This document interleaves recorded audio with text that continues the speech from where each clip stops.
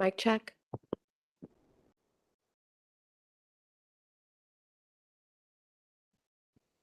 Mic check.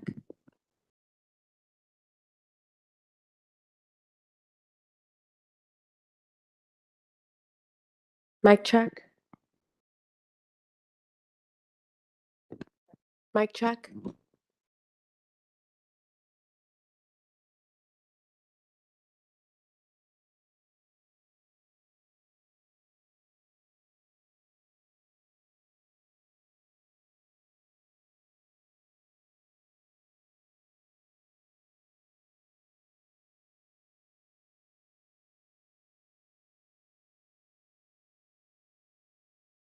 Mic check.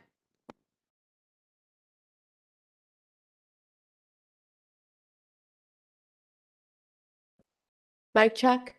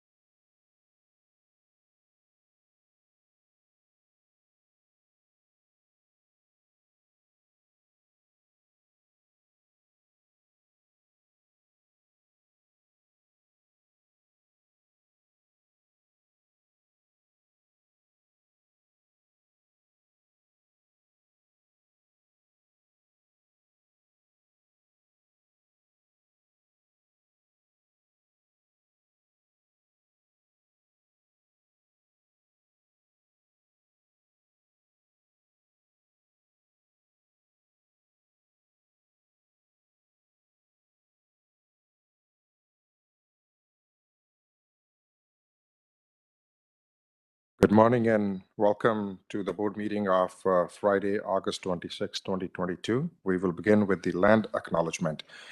We acknowledge the lands which constitute the present-day Region of Peel as being part of the treaty and traditional territory of the Mississaugas of the Credit First Nation, the Haudenosaunee Confederacy, the Huron, Wendat, and Wyandot Nation. We recognize these peoples and their ancestors as peoples who inhabited these lands since time immemorial. The region of Peel is home to so many global indigenous peoples. We are streaming the public portion of this meeting live on our YouTube channel. If we happen to experience any technical difficulties with the live stream, please be advised that this meeting is being recorded and will be posted on YouTube. The first item we have is Section 10 Caledon OPP. We will begin today's with the Section 10 Caledon OPP meeting. Welcome, Interim Detachment Commander Sanderson. Thank you very much, Mr. Chairman, members of the board, colleagues. I'd like to begin by providing the board with an update on the command staff changes that will be coming shortly to the detachment. If the board recalls, at our last meeting, I mentioned that Inspector Mike Grant had tendered his resignation and has since retired from the OPP effective May of this year. And at that point in time, the OPP began a competitive process to identify a permanent successor for the position of detachment commander at the Caledon Detachment. That process is currently in its final stages. Interviews have been completed. I believe a successful candidate has been identified and will be announced shortly. While this process is played out, I have had the pleasure of sitting in as the interim detachment commander for the Caledon Detachment. I wanted to advise the board of some changes in relation to myself. I will be departing from Caledon once the new detachment commander is identified and has taken up their position in that role as Caledon Detachment Commander. I will be moving after 15 years of service to the residents of Caledon to take up an inspector's position, a detachment commander position at the Burlington Niagara Detachment. So this will be my last Police Service Board meeting here representing Caledon OPP, at least for now. I still have a bit of runway in my career, so you never know, you might see me back in the town. And certainly I depart with some mixed feelings and a lot of emotion. I very much enjoyed the years I spent serving the people of Caledon, working with my colleagues here in Peel Regional Police and our community partners. I'd like to take a moment to thank Chief for all of your support and all of the support from your command staff and your members. I have no doubt that my successor into the position of detachment commander in Caledon will continue to foster those relations and work very closely with your folks to ensure that we deliver excellent policing services to the whole of the region.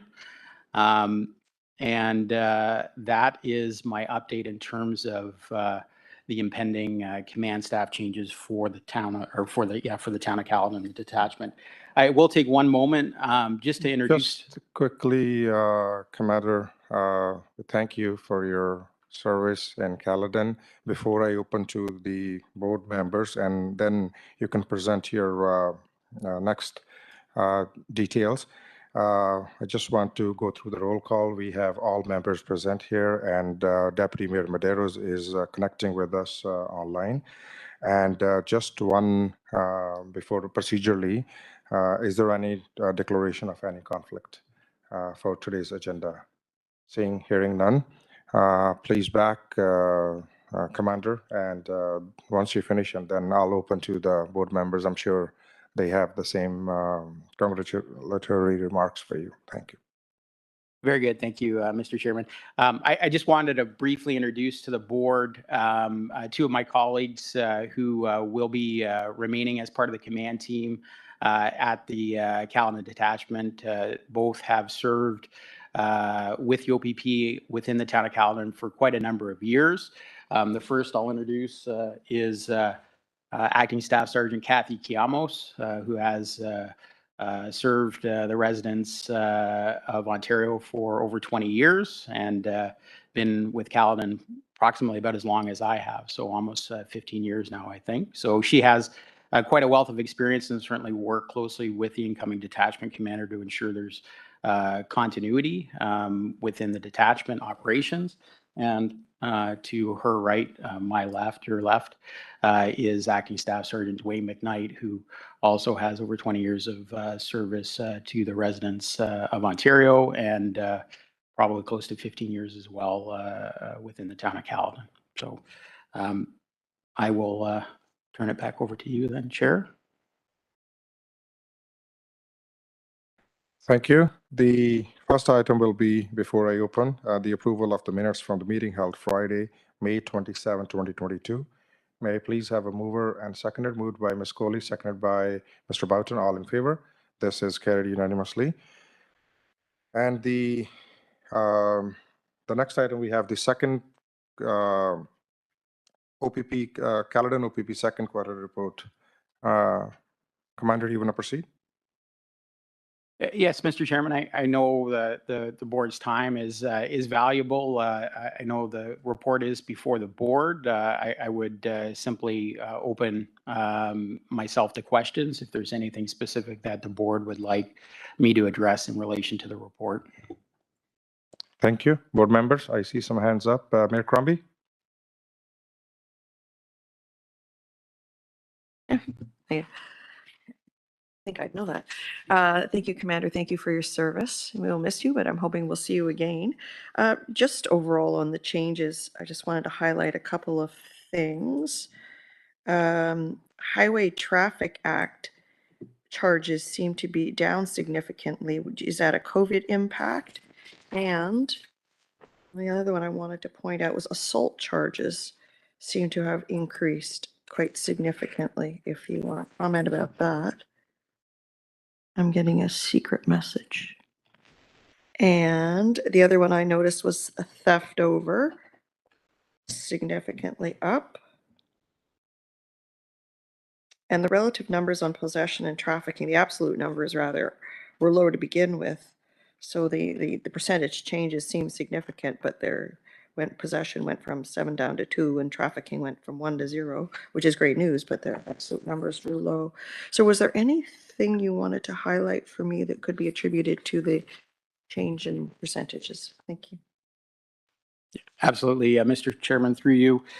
Yes, you're absolutely correct. Looking at the numbers, I'll first speak to our traffic enforcement numbers. We have seen a significant decrease in our proactive enforcement numbers. I will say that we are still dealing with some staffing challenges at the detachment that have necessitated that we allocate some of our resources that had previously been dedicated almost exclusively to traffic enforcement activities to more generalized frontline response activities. I see this as temporary, where the staffing shortages primarily are being driven by an unusually high number of members who are on extended leaves, primarily for parental reasons. It's the highest I've seen in 15 years. And certainly, you know, we're very happy for our members, but we have limited capacity to backfill for those that are absent. Presently, we have 12 members that are off on those types of leaves, which represents close to 10% of our uniform strength from the detachment. When you factor in vacancies that we are carrying in addition to that are in the process of being filled, but are going to take, you know, approximately 6 months before we realize those officers on the ground due to training requirements. It's created a bit of an acute pressure this year that has translated into a decrease in that area in terms of proactive traffic enforcement. Doesn't mean we're ignoring it.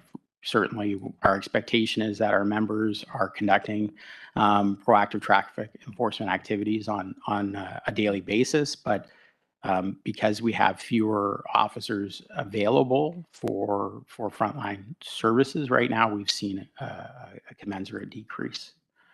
So I hope that answers your question in relation Staff to shortages, that's pretty significant shortage, 10%. Yeah, it is. As I said, it is a temporary pressure that will be addressed by those members when they do return from leave.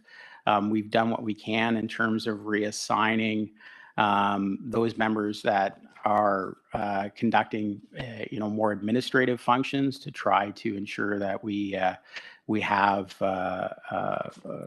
sufficient resources to meet the community needs. I do think certainly we're doing that in terms of our expectation for responding to calls for service, but it has affected our ability to do more proactive traffic enforcement work.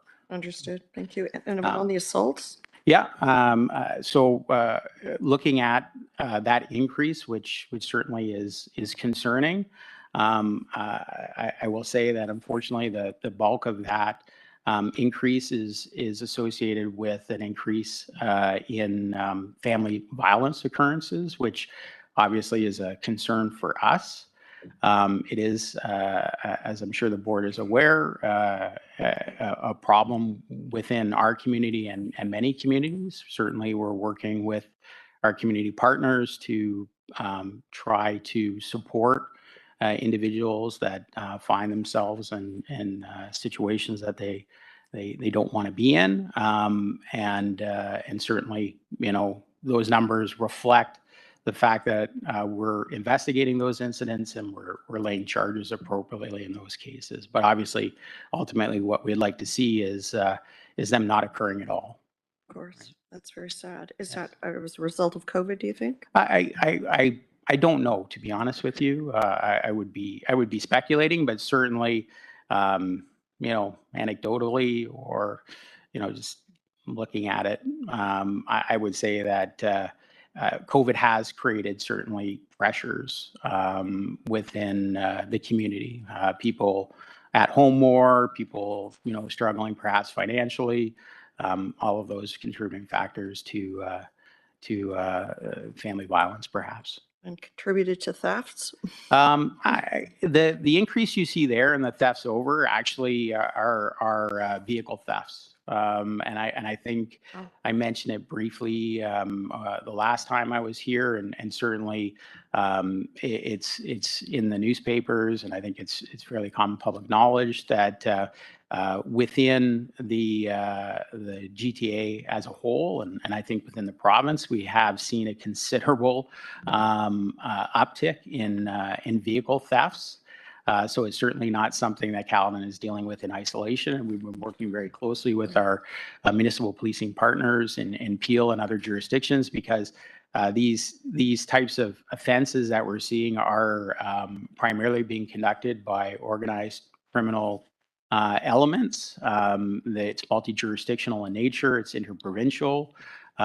We've had some very, I think, good successes in terms of investigations and arrests and recovery of vehicles, but it is an ongoing problem. It's certainly not something that I think is going to be solved, in the next month or two. It's going to take some coordinated effort, and we are working diligently with our partners to try to address it. But as it stands right now, I think if we look at the statistics, we have on average about one vehicle being stolen a day out of Caledon. Goodness, So, that's it's pretty significant. Far too much. Yeah. Absolutely. Thank you for your report. Yeah. Those are my questions, Mr. Chair. Thank you. Mr. Bowden, any question? Thank you, Chair. Through you, as a resident of Caledon for the last 33 years, had to do the math, for 33 years, still think is the best place in the world to live. And a big part of that is how great the OPP are, and what a fabulous job that you do. So for you, Commander Sanderson, we're going to miss you in Caledon. Our loss is Burlington's gain. And for the 15 years that you have served in Caledon, I thank you. And through you, Mr. Chairman, thank you very much. It's certainly been my pleasure, and I would agree with you. I think the community is well served by the OPP, but I will put the credit on the men and women of the detachment that are out there every day working hard to meet the needs of the community. They're certainly the ones that deserve the credit. But thank you very much. Thank you. This concludes the Section 10 OPP agenda. Thank you, Inspector Sanderson, for taking the time to attend, and also your colleagues. Thank you very much. Thank you, Mr. Chairman. And yes, please, by Mayor Crombie, seconded by Mr. Boughton. All in favor? This is carried unanimously. Thank you. We will now begin the Peel Police Services Board meeting of the August 26th. Roll call. Again, we have all members present personally and in person, and Deputy Mayor Medeiros is joined with us virtually. Any declaration of conflict of interest by anyone? Hearing none from anyone. Next, we would like to ask Chief for the updates. Chief, please proceed. Thank you, and good morning, board members. We only have one verbal report, which I'd like to have Deputy Andrews introduce. As some of you know, yesterday was a good day, and thank you for the board members attending. Thank you, Chief. Through the chair, I'd just like to thank the board for its support in the successful, another year's success at the Youth in Policing Initiative, which concluded yesterday with our graduation ceremony at 180 Derry. Very successful year coming out of COVID. The program was expanded and has received significant kudos from the ministry, who would like to replicate that program across the province. I'd like to advise the board on some other work that we're doing in that space as part of our overarching CSWB plan. We've partnered with Moody Analytics, a subsidiary of Moody's Corporation. Moody's has committed $1 million over 5 years to support equal justice and promote equal justice in the advancement of the Black community. This partnership will allow Peel Regional Police to have vested interest in the development of marginalized youth in our communities. The at-risk youth training program is a partnership between Moody's Analytics, Peel Regional Police, Sheridan College, and the Canadian Securities Institute that will provide at-risk youth the necessary certification to seek entry-level financial institution employment. This is a pilot project with 5 students that commenced on July 13th and concluded on August 24th. Very, very positive feedback. We're going to track the results of the program, how successful the youth are at gaining employment, and we want to replicate it going forward as part of our overarching youth engagement strategy, which we hope to launch formally in front of the board in Q1 of 2023. Subject to questions? Thank you, Mark. And I know that I just want to top up that we know that the board is acutely interested in being fused into the programming. So I think in the coming months, clearly there'll be an opportunity for us to bring the board into some of the elements of the strategy, which we hope to bring publicly in the first quarter of 2023. But Chair, back to you. Thank you. I'll just quickly move on to the board members. Any questions or any announcements? This is the time. Regional Chair Unica, please. Thank you. Thank you very much, Chair. I just wanted to report back to the board that as Chair of the Region of Peel, I had the very distinct privilege a couple of weekends ago of attending the Canadian Association of Chiefs of Police annual conference. And in 34 years, I've never done that, even with 2 stints on the board, but there were 2 very specific reasons why I did. Number one, the main theme of the conference was trust in policing, and what a current subject. So I thought that was very interesting.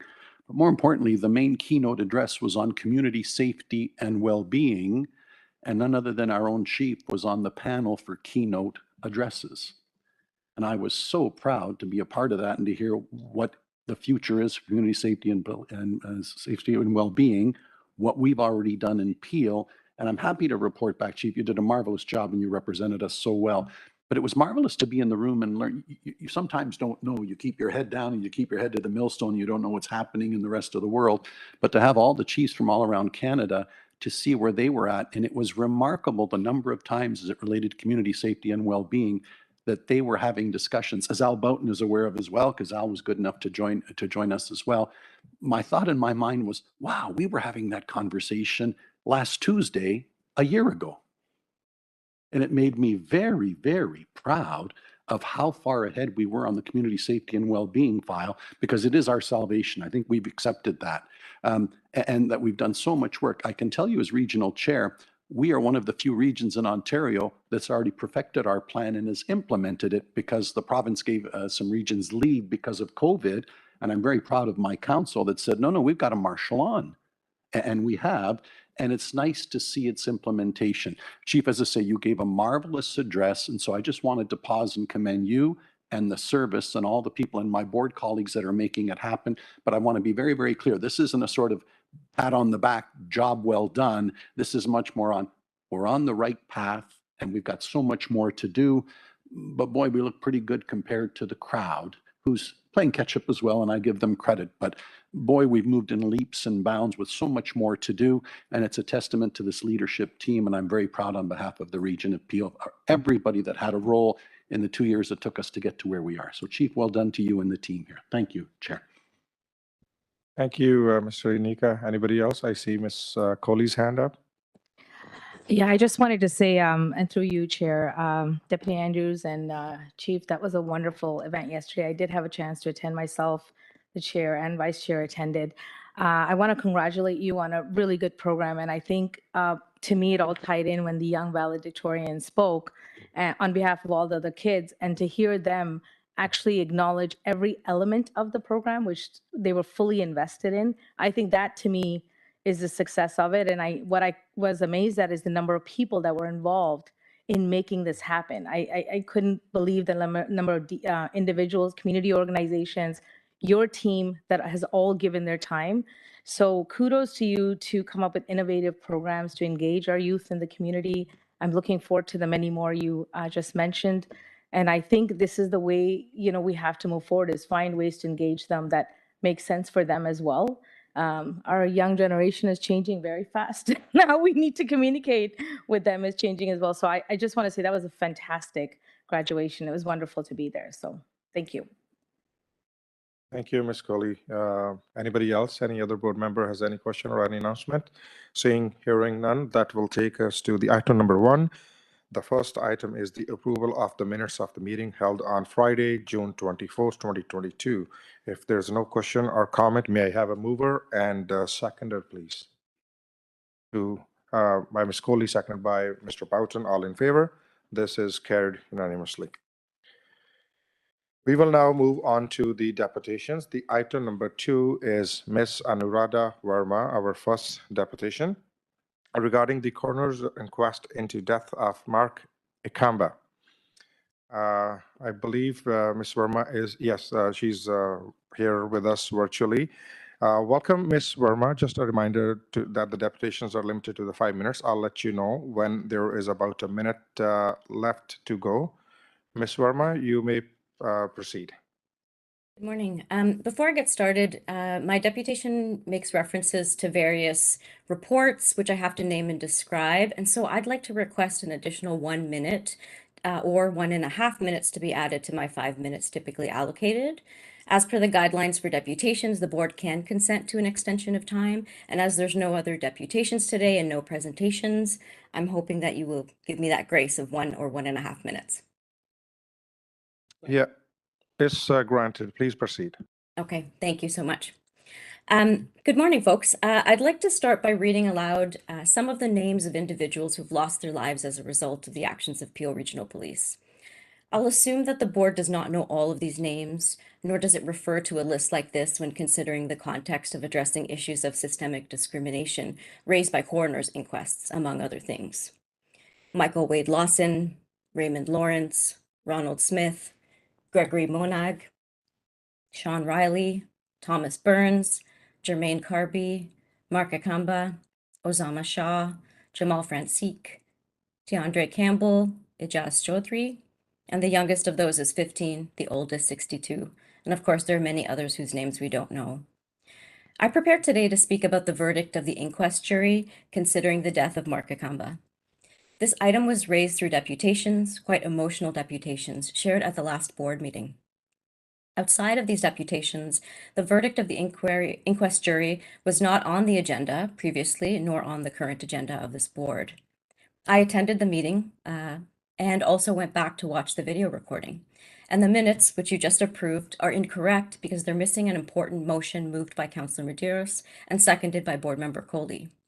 The motion was to refer the recommendations from the inquest jury that are relevant to the board to the Diversity and Inclusion Committee and operational recommendations to the chief, for all of which a report would be brought back to the board with information on how Peel Regional Police is doing in regards to the recommendations. By accidentally or purposefully excluding this motion from the minutes and bringing no update or report to this month's meeting, the board has removed any possibility for community members, advocacy groups, researchers, the media, and many others from raising this as an issue of accountability.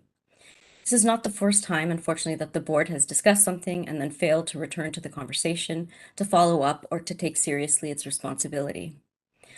And of course, this is not the first time that recommendations have come before this board regarding systemic discrimination, anti-Black racism, and discrimination against people living with mental health issues. I've read many recommendations lists, from coroner's inquest, OIPRD's use of force systemic review, Ontario Human Rights Tribunal rulings, OIPRD's review of police strip searches in Ontario. Fun fact, Peel leads the way in terms of unconstitutional strip searches outside of Toronto.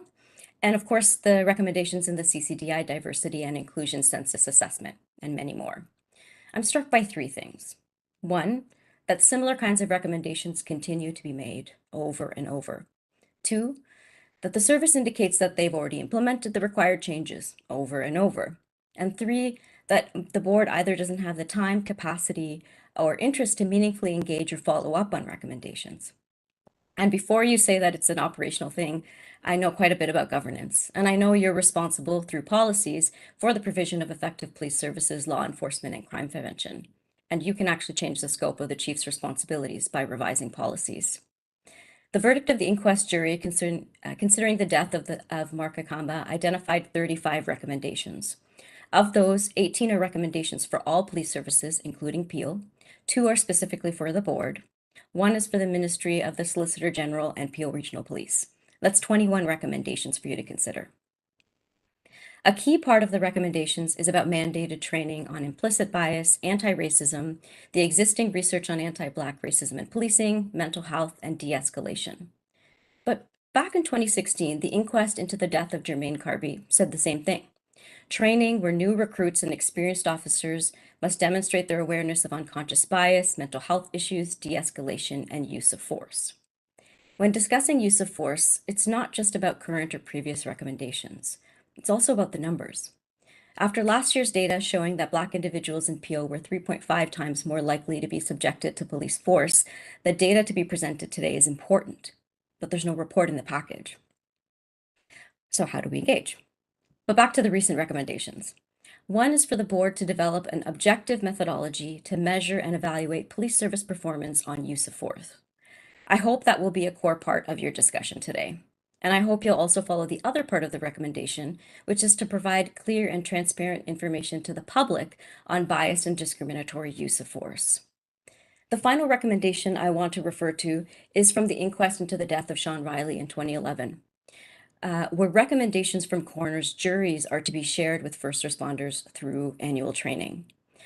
I'm not entirely hopeful that this recommendation or the set of recommendations from the jury considering the death of Mark Akamba will be shared. And simply because the same exact kinds of actions have been perpetuated over and over. If previous recommendations had been implemented, it's very possible that some of the people would still be alive today, those I named earlier, and others would be uninjured. In closing, I want to highlight that I'm fully aware of the project with the Ontario Human Rights Commission and their Anti-Racism Committee, which is supposed to have a Peel Police Services Board member on it as per the terms of reference, but no board members listed. Those committee meetings are supposed to be open to the public, but no information is available. And I name those because, of course, this board is a signatory to that agreement. These are some of the examples of gaps that are perpetuated through institutional machinery. Ms. Verma, you have 1 more minute. Beautiful, thank you. As a result, very few community members know what you're doing or not doing, and fewer yet raise issues. Earlier in the year, the board said that virtual deputations would finally be allowed, but it took months for that information to be listed on the website. Over the last year, on average, there have been less than 100 views of each of these virtual meetings. In a region this big, that's a little bit embarrassing. Board meeting agendas include scanned copies of reports, which cannot be searched or used with a screen reader, decreasing the accessibility or engagement of folks. And there's talk about the nuance of anti-Black racism and recommendations, but you create a diversity and inclusion committee, even though community members and experts agree that being specific is necessary. The UN Human Rights Council has identified a few key attributes of good governance: transparency, responsibility, accountability, participation, and being responsive or responsiveness to the needs of the people. Through your conversations on use of force today and future conversations about systemic change, you have an opportunity. Will you take it? Thank you. Thank you, Ms. Verma. May I have a mover to receive the deputation? Mover and seconder, please. Moved by Regional Chair Yanika, seconded by Vice Chair Atia. All in favor? This is carried unanimously. Oh, I thought you were just seconding it. You can comment it. No problem. Thank you. Thank you for that deputation. First, I just want to ask that the minutes approved today be revised to include the motion approved at the June meeting that is missing. Thank you for pointing that out. That is a mistake. So if you can please make sure that's reflected in today's minutes. I just have one question. I appreciate many of the things you've raised today. Take that into consideration. But in the beginning, when you mentioned names of individuals, you made a comment. You said many more we don't know about. Why would that be the case? Why do you say something like that? Why would we not know? If you've done any research into how SIU cases are reported, we don't always have access to the names of folks that may be who have lost their life or injured in an interaction with Peel Regional Police. So through my research looking at SIU cases, combing through media, including historical media, sometimes we can put together that information and know, and sometimes we can't, or it takes years sometimes for the name to be released. Thank you. Okay, thank you. Thank you for the deputation, and thank you for the mover and seconder. It's all carried. Thank you for your deputation, Ms. Verma. We will now move on to the new business. Item number 4, 2021 Corporate Risk Management Annual Report. Chief, would you like to comment to this or you speak in regards to this report? Thank you, Chair. As you know, as part of our annual reporting, we include this report, which summarizes civil actions, work from our investigative bureau, discipline offenses, and public complaints. I have with me, of course, General Counsel Sharon Wilmot, and also Inspector Bill Ford and his team to speak to it. So, Sharon, maybe can I just pass it over to you for some comments on anything notable for the board? I'm happy to answer any questions. I think the board report provides a pretty high level of essentially some of the cases that came in, the settlements that have been made, and then the expenses paid on legal defense work for SIU matters, as well as all of our formal Police Services Act cases. I would note that just if you were looking for, or if any member of the public was looking for more information about the settled Police Service Act discipline offenses, they're always all posted publicly on our website as well. So all that information in further detail is available there. I'm happy to answer any specific questions.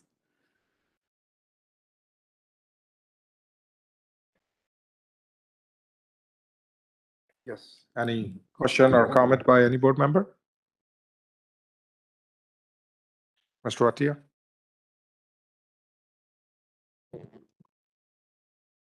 Yeah, okay. So I just first of all want to point out on page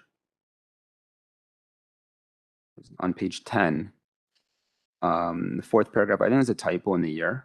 There was a 0 policy complaint in 2020. I should say 2021, just for the minutes. Yeah, as for questions, reading through the discipline offenses, I would like some clarity as to how the dispositions are made. Are they defined by the Police Act or some other form of or are they defined by someplace, or is there a discretion, and who's making the decision, or the recommendation? Because I'll just kind of say everything and reflect on this, and then you can comment. I kind of see, like, when I read it, just the details aren't here, but I'm curious, like, someone who, like, the most serious disposition is for someone who's made medical benefit claims. The disposition is for them to resign. Yet we have actions of people creating fraud reports that impact citizens. Someone who's sexual conduct, someone who's used their authority to arrange for a citizen's vehicle to be damaged and towed. Like, these seem to me far more serious from a policing perspective, and yet the dispositions are, a number of days. So not as my place to judge, but it just kind of from a common sense or just from a board member perspective, I find it's curious to me. So can you give us perspective on that, please? Yes, of course. So under the Police Services Act, there are specific dispositions that a tribunal can order.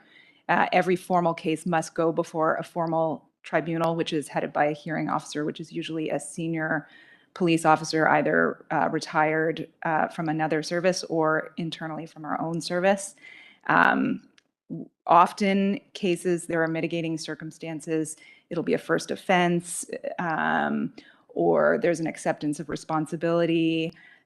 We do have to follow precedent within the system. So you have to have fair penalties that are consistent with other penalties sort of across the province. So that's often considered.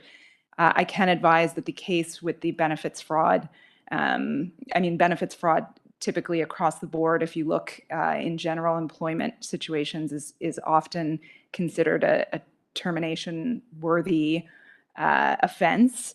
In this case, there was the additional aggravating circumstances of a deceit and a essentially perjury on the stand afterwards. So that was what brought it into termination here, which is what aggravated it.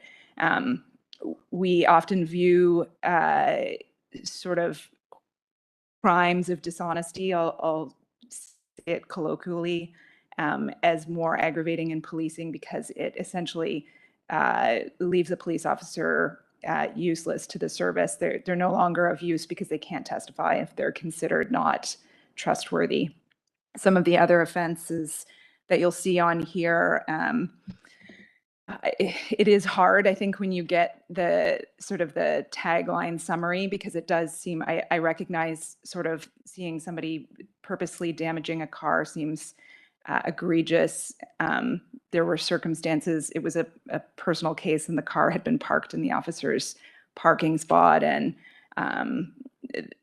not to justify it, but there were circumstances that were considered by the tribunal. Often in some of these cases, the prosecution through my office and the Officers Defense Council will put together a joint position where we incorporate things like training and counseling and other ways to rehabilitate the officers. Obviously, where we can, we want to be able to rehabilitate an officer and get them back. We train them, and we need our officers to be in a good place. So we try to have dispositions where we can get them back in the workforce where it's possible, and be productive members again. Through the chair, can I have some follow-ups? Sure. Yeah.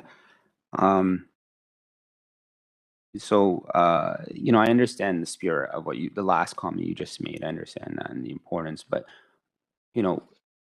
just anywhere else, don't you think these types of offenses would lead to more serious consequences? Yeah, I think in some cases, yes, and I think we're all aware generally that the Police Services Act does provide, as it is right now, and it will be changing in the next year, it does provide some hurdles for implementing discipline, in particular, more significant penalties.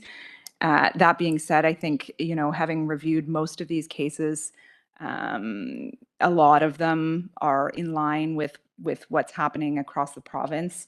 And so some of them, for example, you'll see that there are a number of impaired driving cases.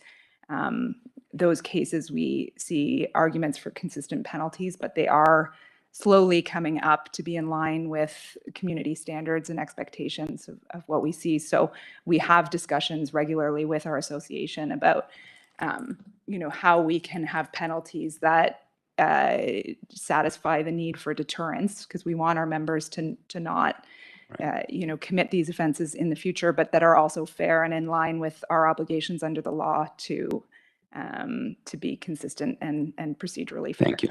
Thank you for that clarity. On page 9, there's one, I just don't understand it.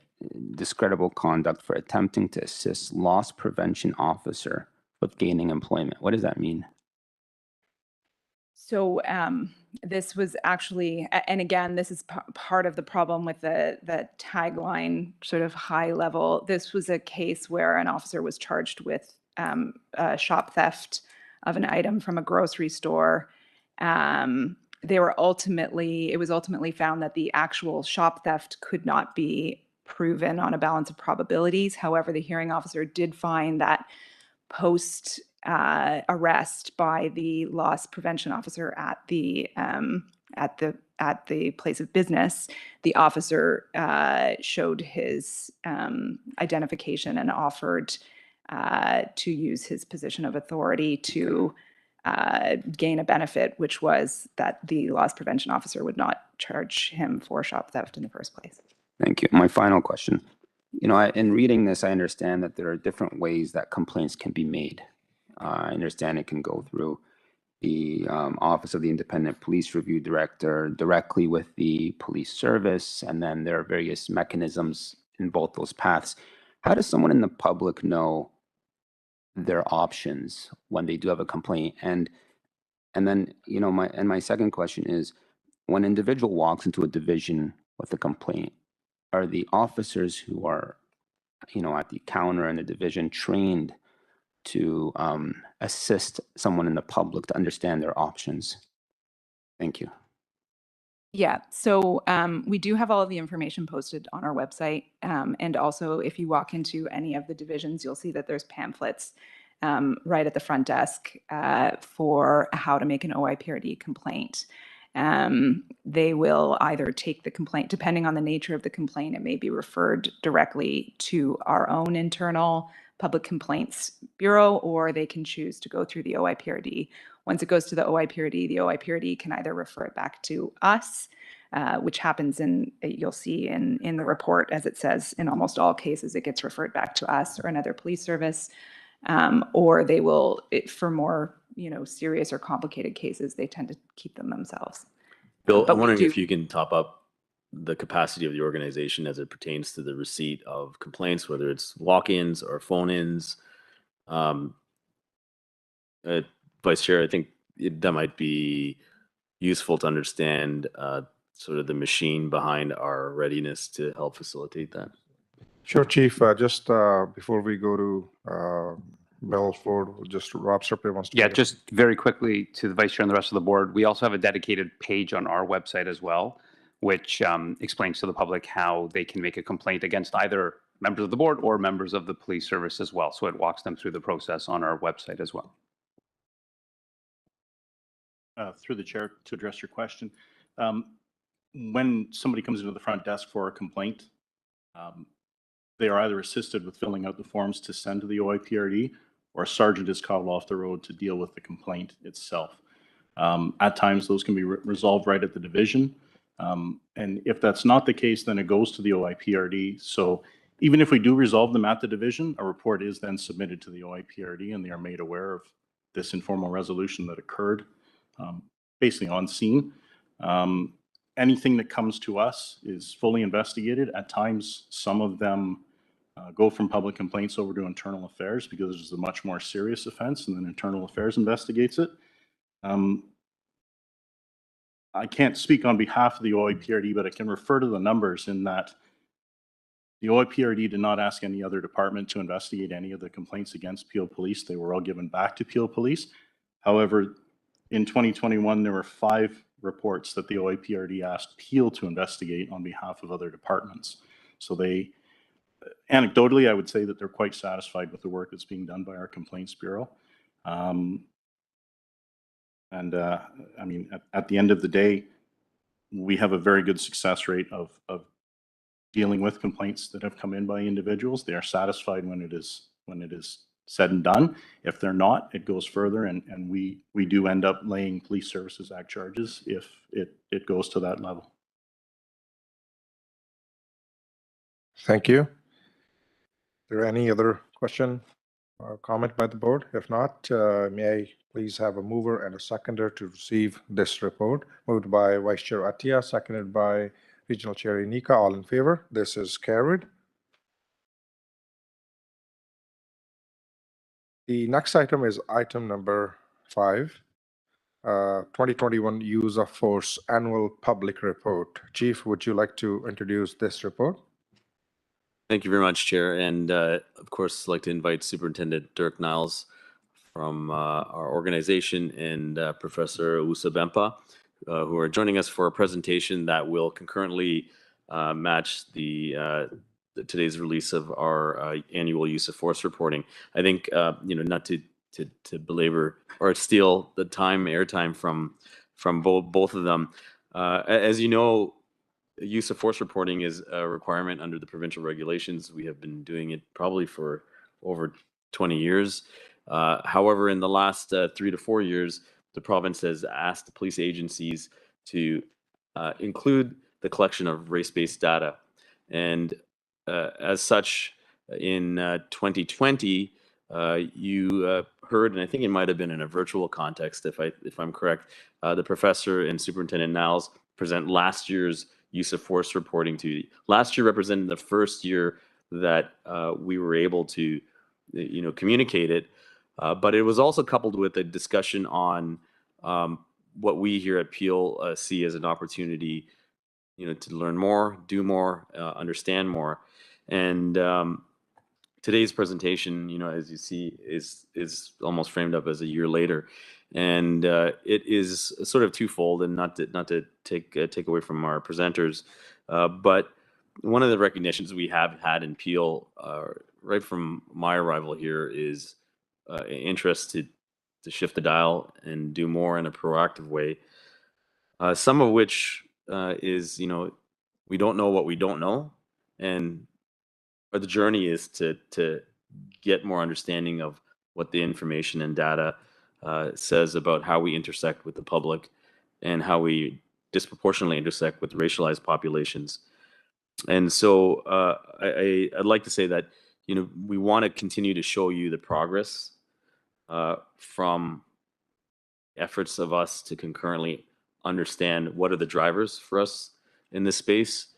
We at Peel are committed to transforming our organization inside out and how we deal with the public. So thank you to both of you. And I want to first say on behalf of Peel Police and our board, and not to speak for the board, but Professor, we appreciate, you in this space. Clearly it's of an interest to our entire sector provincially and beyond internationally. And more needs to be done and more needs to be answered. So we appreciate your time and energy with us. So with that, Superintendent Niles, if I could turn this over to you. Thank you, Chief. And through you, Chair, good morning to yourself and members of the board and CMG. Very, very grateful to be here again for the second year with Professor Akwasi Owusu-Bempah to co-present on an update of this year's 2021 use of force and race-based data. I'll introduce the professor prior to getting started. The doctor is a sociologist with the Department of Sociology at UTM. He is a affiliate scientist with the Center for Addiction and Mental Health and a senior fellow at Massey College. The bulk of his research is focused on the intersection of race and policing, and he's frequently called upon to make comment, advise, and provide his expertise in the justice sector and the legal sector. We've been working together now for almost 3 years. We started our transformational journey in the late fall of 2019, and he's been intimately involved in our strategy in addressing this serious topic and eliminating disparities, particularly in use of force. Could I have the next slide, please? So, as you're all aware, the chief arrived in 2019 with a mandate of transforming the organization to a more human rights focused approach that directly intersected and correlated with our CSWB strategy. The challenge was to create progressive, innovative, and inclusive strategies that would modernize and transform exactly how we were doing traditional policing and move us from the traditional mindset of policing to one that was focused on a guardian and care providing human rights centered approach. This required force-wide mobilization and organizational effort, which we'll get into shortly, in order for us to begin to make the changes that are necessary to serve the community here in Peel. Can I get the next slide, please? So what we did, we started at the beginning. We know that the Solicitor General had set new parameters on race-based data and use of force, specifically that all jurisdictions needed to report on officers' perception of race when they were engaging in a use of force encounter. But what we did differently is we built our strategy simultaneously. So we knew that data collection was going to be intimately involved in directing how we were going to respond to disparities in outcomes, but we simultaneously built our strategy on how we were going to address the disparities that contribute to the inequities that exist in policing, specifically around use of force and disadvantaged groups that we see traditionally in the literature. So we collaborated not only with Professor Akwasi Owusu-Bempah, but other academics, psychologists, and specialists in the field. And our partnership with the OHRC was instrumental in helping us understand what are the historical inequities that are contributing to any disparities that exist. So as I had advised, we developed a 5-year strategy that was holistic in nature, and simultaneous to that was our approach of collecting the data. So not only would we be starting to create and address the solutions, we weren't going to wait to get the data to tell us that the disparity existed. The chief, CMG, were very specific in saying, we already know from our consultation and the literature that there is disparities. How can we best address them? And then when we have the data, we can move forward with addressing, but we'll be further ahead in our efforts in that regard. And one of the biggest aspirations that we wanted to accomplish, which we spoke about last year, was that we wanted a zero harm and zero death outcome in any encounters that resulted in use of force. And this required organizational acceptance and mobilization of the fact that these disparities exist. Can I get the next slide, please? So I'll turn it over now to the professor to speak about some of the drivers of disparity. Good morning. Welcome. Thank you for the introduction and Chair, Chief. So in terms of thinking about racial disparities in policing generally and use of force specifically, the literature would point to various areas that we can group, as you can see on the left hand of the slide here, into kind of 4 main areas. So officer biases, both conscious and unconscious biases that police officers might hold that would influence who it is that they decide to, for example, stop and search, how they treat those people during those stops and search, and for example, whether or not they decide to use force in a given situation, the nature of the force they use, how much, etc. There are institutional practices and policies, such as deployment practices, service-specific approaches to use of force that would, of course, as well influence racial disparities. There are the way in which the civilian or the member of the public interacts with the police as well, whether they're forthcoming with information, whether they're nervous and perhaps seem suspicious, whether they're evasive. These may be driven by a number of different factors, their previous experiences with the police, the nature of the police approach to them in the interaction, but how the member of the public, of course, is perceived and acts in their encounter with the police may influence how the officer deals with them. And we know, based on the literature, that there are racial differences in how people perceive the police and racial differences in how people deal with and approach the police in their interactions. And they, as well, may influence and inform these disparities. And then, of course, as well, there are choices made by members of the public and civilians around, for example, engagement in criminal activity. And I say these are choices that are made by them. We know, as a sociologist, that there are a variety of social factors that push people and pull people towards crime and certain types of crime. So when we look in the GTA, for example, and data from Toronto, it's young Black men, a very, very, very small proportion, but young Black men who are overrepresented in serious forms of street-based gun violence. And that has an impact, of course, on the police approach to dealing not only with confirmed offenders, but also other populations too. And so there are, needless to say, a multitude of factors that need to be considered in trying to understand the disparities that ultimately will be revealed here. This is part of what I'm trying to help the service understand and to develop a data collection and analysis strategy in order to fully comprehend and work further towards reducing those disparities. Thank you, Professor. So on that, one of the main things that we focused our attention on was building the 5 pillars of a human rights focused curriculum that would impart the knowledge, the skills, and the abilities into our frontline and all of our officers.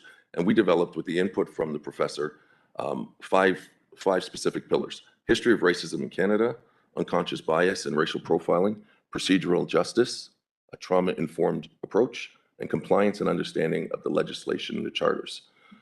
This material was novel to the policing context, and within that framework, we layered in our strategy from 2021 mental health and addictions, where we're able to have the intersection of de-escalation themed throughout the entire training model.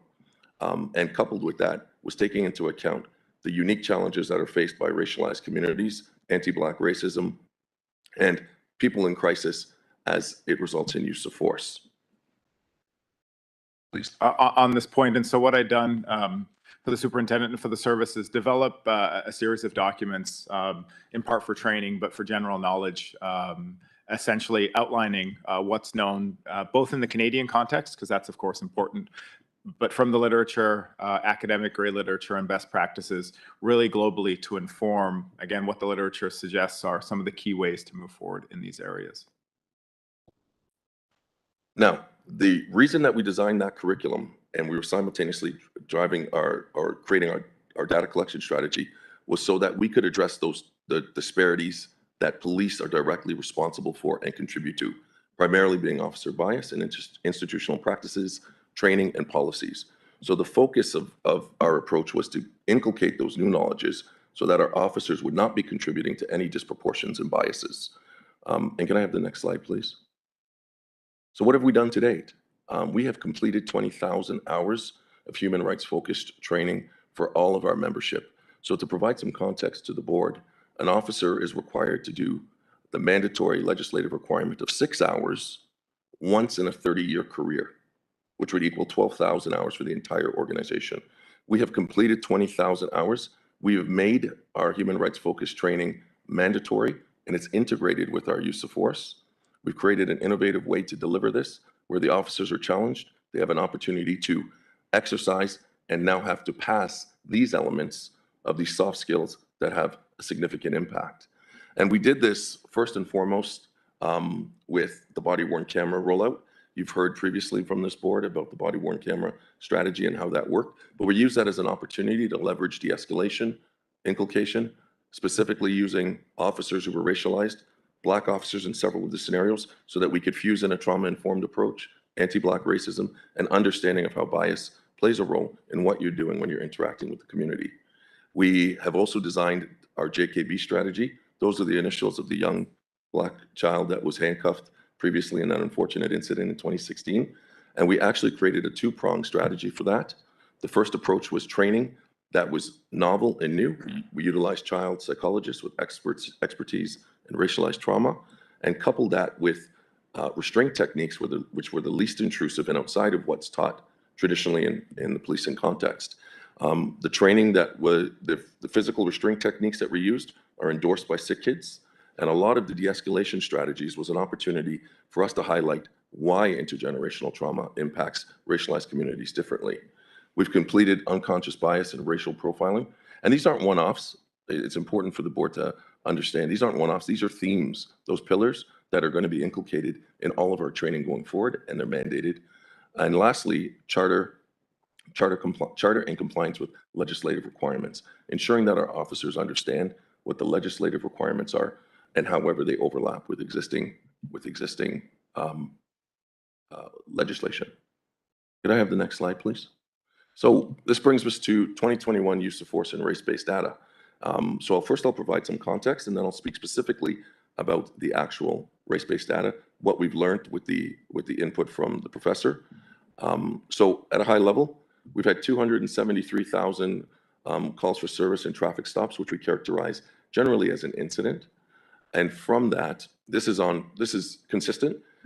We didn't see any impact from the pandemic.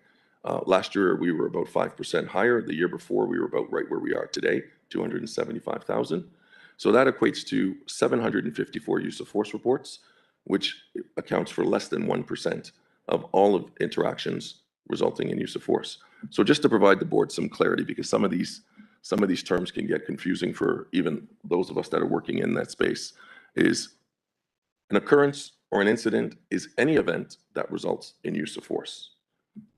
When use of force is used, an officer is required to complete a use of force report.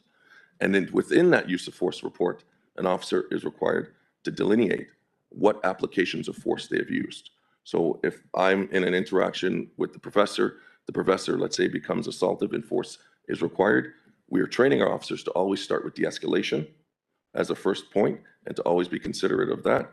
And within that framework, let's say the situation resolves or escalates to the point where force is required, then if I use an empty hand technique on the professor, that would be one application of force. If I then used my conducted energy weapon or my taser, that would be 2 applications of force. So it's important to understand that from an occurrence, we get a report and that there can be multiple applications reported. So with that context, we see that we had a slight uptick in use of the conducted energy weapon to 6%, which I'll explain a possibility as to why shortly. We had an 11.61% decrease in overall use of force reports. We had a 6.12% decrease in overall use of force interactions or occurrences. And for the second year in a row, we've seen a downward trend in officers utilizing their firearm as a use of force option. We have a 15.7% decrease and a 64.6% decrease when we look at 2019. Now, when we say use their firearm, that includes drawing their firearm, pointing their firearm, and ultimately if they were to discharge their firearm. We have had a 64% decrease. And for the consistently, as we've seen, it's 69% of all of our use of force is frontline. Could I get the next slide, please? So what does all this mean in terms of disparities that we see in a region based on the regional data? Last year, as pointed out earlier in the deputation, we had a 35% use of force reports where Black folks and Black community were overrepresented based on their population demographic of approximately 10%. We've only seen a decrease of 3% in that regard of use of force reports, but what I will take you to is the use of force applications where we're seeing some changes.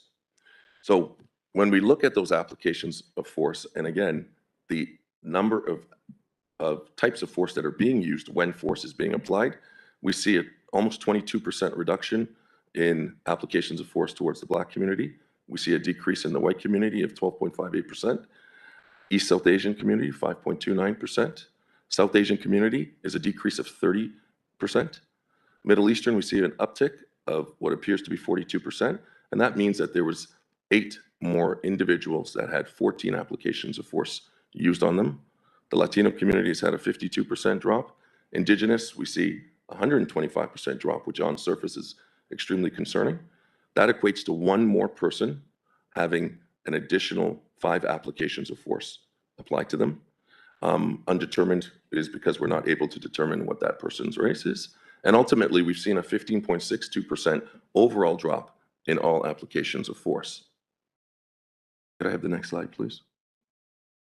So some other data that we collected this year that actually is giving us some context and telling us the whole story is that our officers are adopting, based on what we've learned and what we've implemented through ECAMBA and the ECAMBA inquest, we now have all of our frontline officers, in addition to our 20,000 hours of human rights focused training, all frontline officers have completed the mandatory 4-day advanced mental health course and training, where the emphasis is on de-escalation.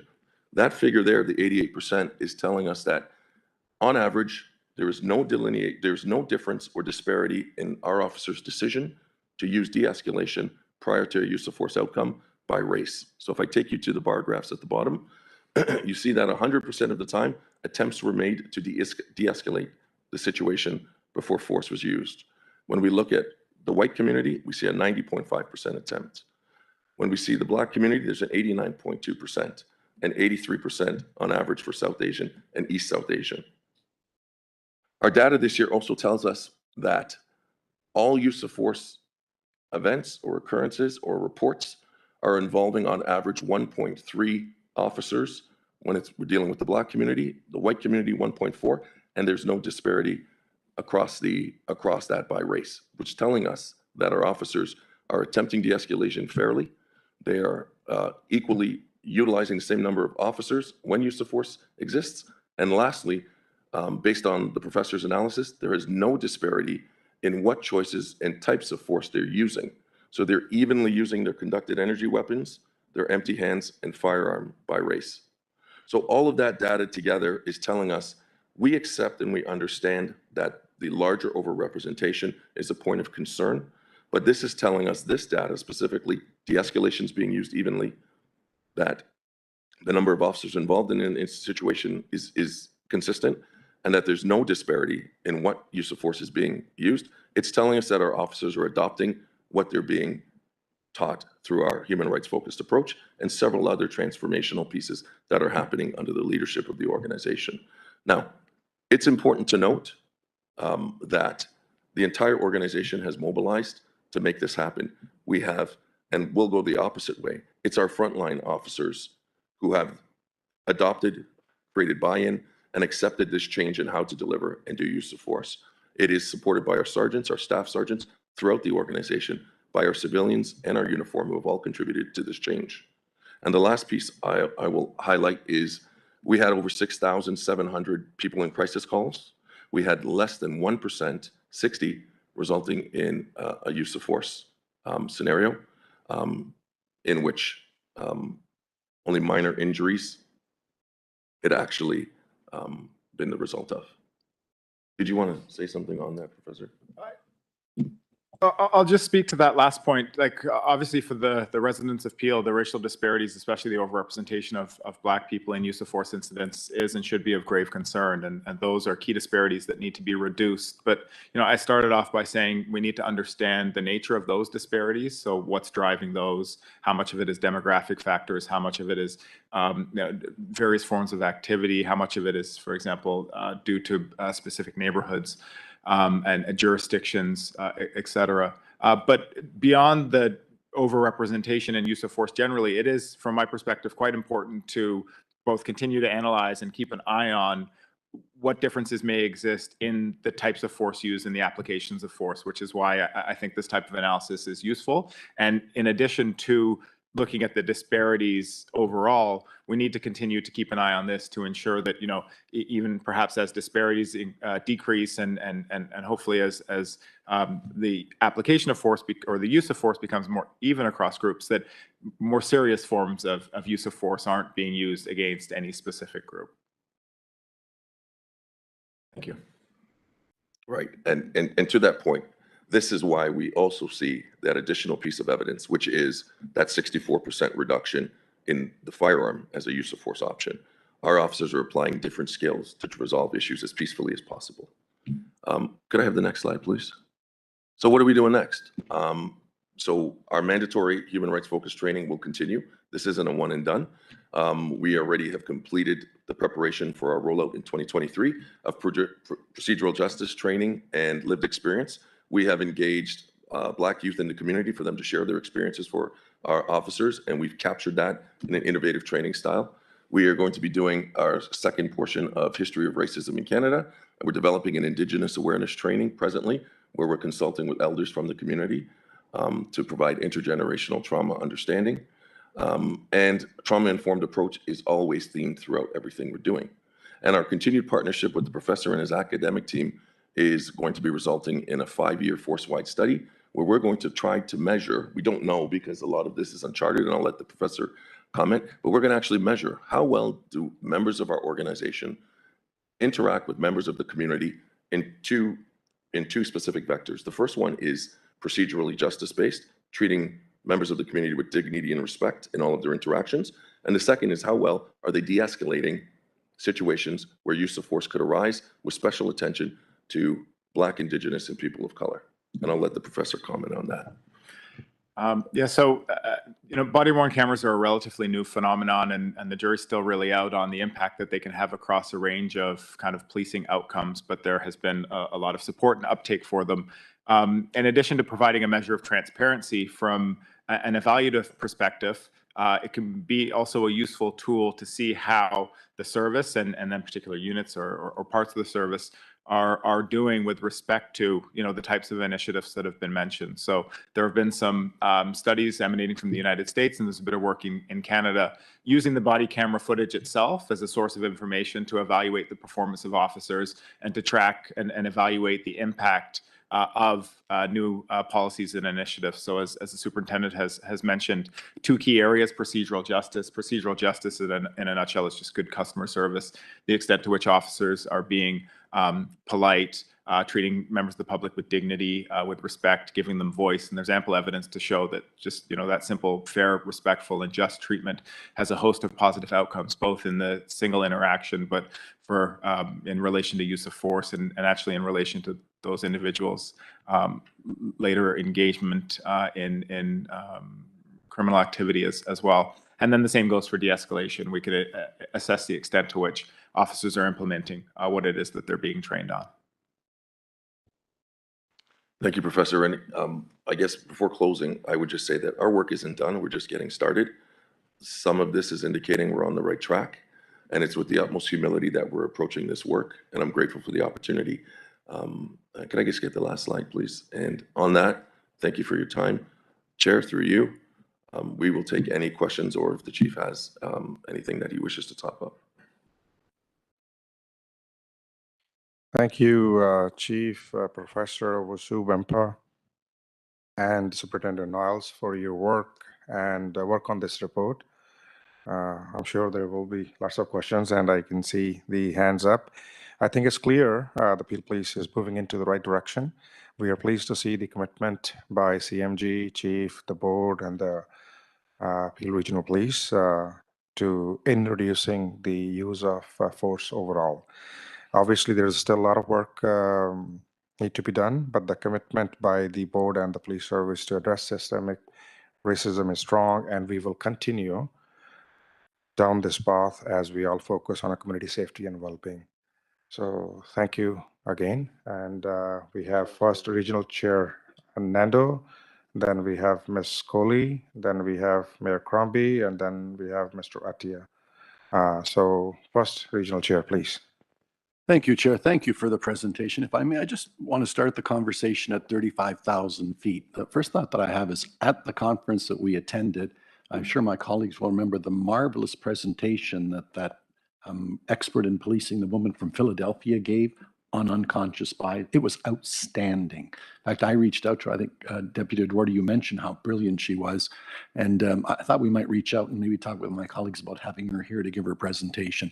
In fairness, full disclosure, I have a brother with a doctoral degree in industrial psychology. So this is his space. So he convinced me about this years ago. And we have to understand that it's a thing, because that begins.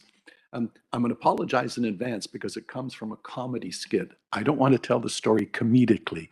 I want to tell it as a piece of satire. Professor, I don't know if you're aware of it or you've ever seen it. It was almost 40 years ago on Saturday Night Live, and they were doing a skit on this subject, though you probably wouldn't have called it this back then, 40 years ago. And it was, and I'm extrapolating, I may have lost it, but it's worth tracking down, Professor. and it was sort of like Jeopardy. And the backstory was, we're getting a lot of slack. We don't have any people of color ever coming to the show. And so, it's like we're different. We've got to do something about it. So they had a black gentleman on the show. And the subject is the open seas. And he gets the first question. And the first question was, you're going to the yacht club. It's overcast. For the luncheon, do you wear a blue or a white blazer? What brilliant satire. Inherently biased. And so wittingly said 40 years ago. Professor, the point that I want to bring you next is, and the deputy mentioned some names. I go back 34 years. I remember, I think, all of those names. Early on, and I'm leading up to a question, early on in 1988, when we were starting to become more aware, many of us, not knowing any better, were saying, we've got to understand this better with the best of intentions. And it's the old white man's phrase, if you can't measure it, you can't manage it. So when we introduced that, the backlash that we got from, and you're saying, no, but we're not, no, you're going to pick on us more. So one thing I want, it's been transformational that everybody, I think, is starting to accept, no, we have to measure it and look at the data, good, bad, or indifferent, because without good data, we can't solve it. So I'd want you to speak to that in a second. Dare I say, I commend our chief, because this is his stock and trade. I think the whole force is so, we've got to understand what's going on, and you've got to understand the data. And as you've also heard many, many times, yes, but the devil is in the details, but so is the salvation. So that is my first question. And maybe, Chief, a second one to you or anybody else that can answer this. I read a lot of media. There was some criticism of, and now I thought this was, we're mandated to provide this data annually now. I thought we do, but I thought there was some criticism in the media, not necessarily directed at, but maybe some others aren't doing it as well. I just want an assurance. We've always done this, and perhaps I'm confusing us with other jurisdictions that don't, but if any. But the first one to you, Professor, this idea that we're finally embracing the data, good, bad, or indifference, and that's where our salvation begins. So I think there's long been recognition that amongst some circles that this type of data would be useful for identifying disparities and determining whether those disparities are the result of discrimination, for example, within policing actions, or of other factors. You go back 30 odd years, Statistics Canada did try and implement an initiative to collect race-based data in policing across the country, and it quickly fell apart. There was a lot of pushback from police leaders at the time. I don't think they wanted that level of transparency, but there was also a lot of pushback from certain community members and organizations, and there was grave concern that that data would be used to further stigmatize those populations. That concern still exists. I think where we're at now is a recognition that, like, no data, no problem. Without the analysis and without the transparency, we can't actually fully understand, even though many of us know what is happening. But I would caution everyone here and everyone listening that the contextual data is extremely important here. So we've got these racial disparities in use of force. As the service expands its race-based data collection, there will undoubtedly uncover racial disparities in other policing outcomes, from stop and search right the way through. And we need to understand why it is that those take place. So demographic factors will play a role, but so will experiences in education and the employment sector with housing and residential patterns as well. And so it's supremely important that we don't just look at this in the context of what it is that the police are doing, but the environment in which the police work as well. And that's the direction that we need to move in. Perfect. Thank you. And Chief, or anybody else comments on that, or the second question I asked? Yes, absolutely. We'll tackle the second one. I'll ask Deputy O'Doherty to speak to it. And Deputy O'Doherty, partially because of his role with the body-worn camera rollout and the big data machine, which requires the ability to collect it right from a variety of frontline interactions with the public, he's deeply involved. But he also very shortly is one of the leads engaging the province on how to move our entire sector along in a coordinated fashion in terms of, I think the professor and Dirk, if they've spoken to not just understanding use of force incidents, but under the use of force context, the understanding of what do the applications mean to how we deal with different populations. So Anthony is going to be speaking, with the province, and will be leading perhaps co-chairing a provincial coordination. So Anthony, maybe you can speak to the broader context. Thank you, Chief, and through the chair. First, Regional Chair Yanika, yes, the lady's name that spoke at the conference is Regina Holloway. and she is an advocate and expert, and also worked for an oversight agency that looked at police misconduct in Philadelphia. I myself have presented with Regina on the national stage on some of these disparities and the use of body-worn camera. Further, what is important is that Regina has influenced and shaped our body-worn camera rollout and training through information sessions with us, and she will be speaking to our entire membership through the ongoing training that we are developing in that space. So I thank you for pointing that out. It was a very important presentation for all the chiefs in Quebec City. On the topic of the race-based data and the working group that is being proposed through the OACP, will be proposed through the OACP. It's to understand how, and as to the doctor's point regarding the contextual information that is required, the race-based data that we lack to better understand, and the data that is needed. And I don't want to say standardized because every community is different and most communities are different, but really the data that we need collectively as not just public safety agencies, but as communities to better understand and shape our training and our actions going forward. So that is on the horizon. In fact, at the beginning of September, we will be presenting a strategy to form a provincial working group to shape that work. Thanks, Anthony. And just to finalize, we have, to your question, have complied with our annual reporting requirements when race-based data was introduced. We have not missed a year at all reporting that. And one last thought, if I could, through the doctor. And again, I apologize if it's in my own clumsy way, but one thing I learned from our diversity and inclusion committee, is a conversation getting uncomfortable? Yes. Good. It's supposed to. I love that phrase. But one of the ways that I try to express community safety and well-being anecdotally, and maybe to try and convey a message of people that don't understand, just get cops on the road with boots and guns and that'll stop. One of the analogies that I give is this, in terms of my understanding of it. So everybody remember being in grade 4, and when we always had that question in grade 4, what do you want to be when you grow up? Well, I want to be a firefighter. Well, I want to be a hockey player. Well, I want to be a veterinarian. Nobody said, I want to be a drug dealer. Nobody said, I want to be a prostitute. I never heard it. Nobody wants to be. But then when you look at why did they end up there, it wasn't inherent to them. There may have been a learning disability. They may not have had housing. They may have been abused as an individual. They may be a single mother that's been abandoned and she's got to feed her kids. Let's fix that problem, which, by the way, Doctor, and as the chief, costs us 1/6. To me, that's what community safety and well-being on the chief's line. We've got to off-ramp them earlier, give them housing, give them education, give them trades like everybody else, but inherently they couldn't access it as much. So don't just do it because it's the right thing to do. Do it because it's good public policy. That's certainly my understanding and part of the initiative. And I take that from, you've got to look at it contextually instead of blaming the victim, which is what we do so much of. So I'm hoping we're on the right track. And Doctor, thank you. Thank you, Chair. Thank you, Regional Chair Unica, Chief Deputy. And now we have, next is Ms. Sumita Kohli. Thank you, first of all, for such a detailed presentation. I just had a couple of quick questions. So one thing I think I took away from this is that de-escalation has increased and use of force has decreased overall when you look at comparably. So just on page 5, I just wanted to understand this. So it's the call of service types and use of force application and call types. So just to fully understand what it says, number of use reports when it comes to weapons calls was 101, but the number of use of force reports was 141, which means that within an individual incident, there could have been multiple de-escalation or different applications. Is that correct?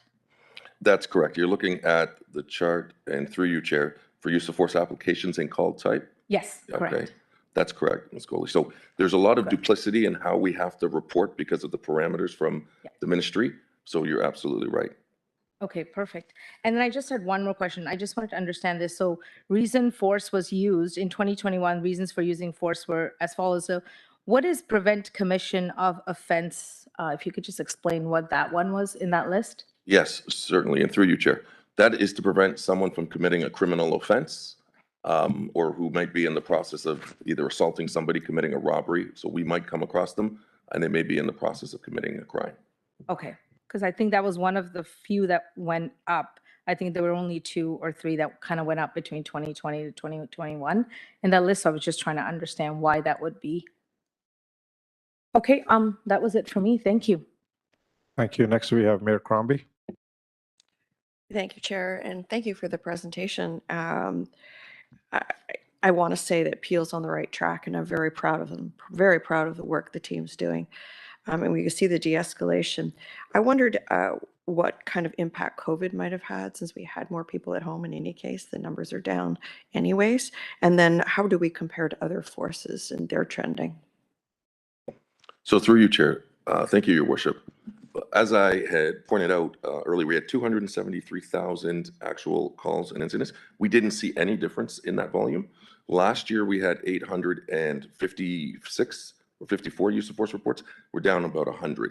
So the year before that, though, we were on track with exactly where we are today. So pre-COVID is where we're at today. So it looks like during COVID, we had a bit of a spike.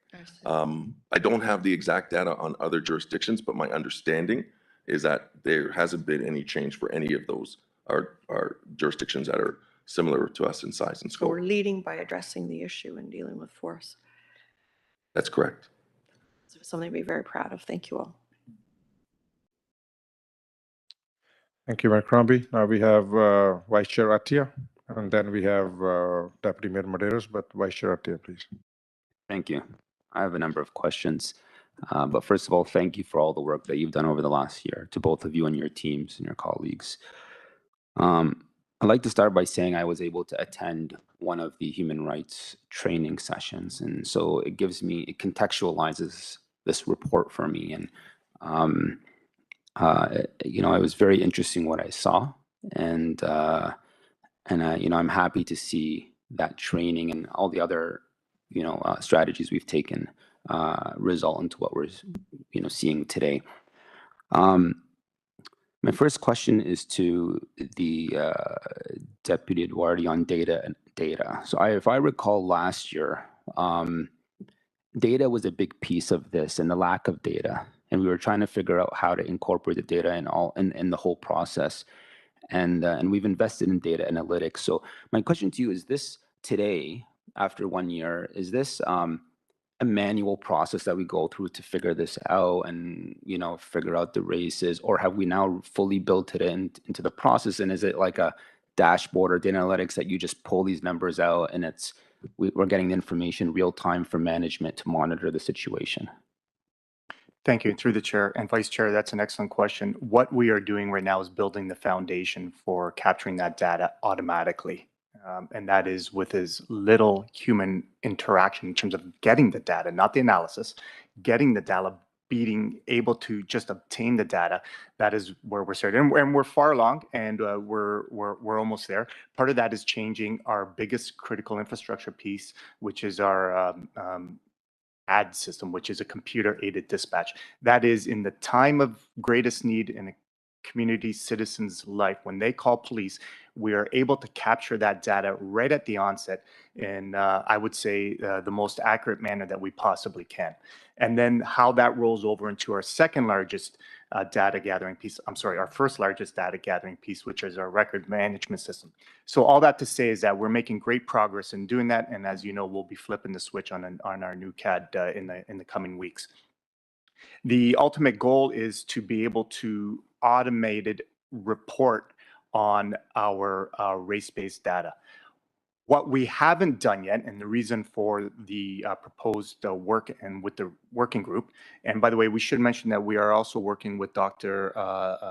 Jacobs and Dr. Foster on our internal race-based data strategy, is to understand exactly not only how we gather that data, but what is the exact data that we are looking to gather.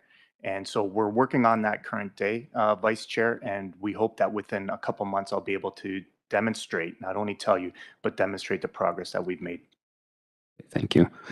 To Dr.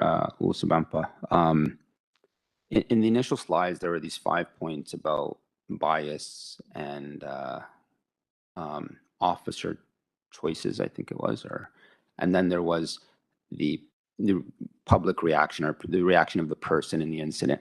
So, the first two we've been trying to improve and control through the tactics and strategies we're using.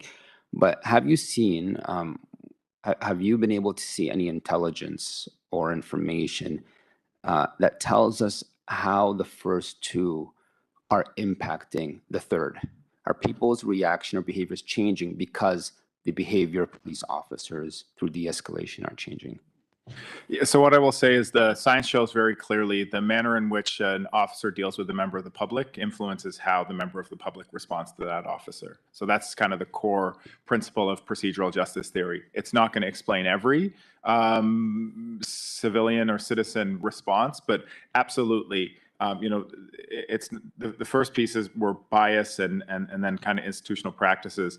But a core element there is really the nature of the interaction and the officer's role in kind of sparking or influencing that reaction. And so on the other side of that slide were some of the key areas in which I provided information to the service on pieces of data knowledge that should be incorporated into training. Another thought, and procedural justice theory was a key element there, because again, we want our officers, good customer service, should be the minimum standard, right? Really, and that's what this is about. And again, I think it's like gravely important to recognize that procedurally unjust treatment not only influences the nature of that outcome, it influences how individuals perceive the police and ultimately the state itself. And the research also demonstrates that people who perceive procedurally unjust treatment at the hands of the police may be more likely to disobey the law and to disobey the directives of law enforcement officials in the future. So like that in and of itself can have a community safety or a public safety outcome. Fair, just, polite, respectful treatment can lead to less offending on the parts of members of the public. Okay. And Professor, when you look at the data, we often kind of lump bias, conscious and unconscious bias together. Mm-hmm. But when you look at the data, are you able to distinguish, when you look at these incidents and these cases, between, are you able to distinguish the two apart? Because each, they're very different and require different types of mitigation. Yeah, absolutely.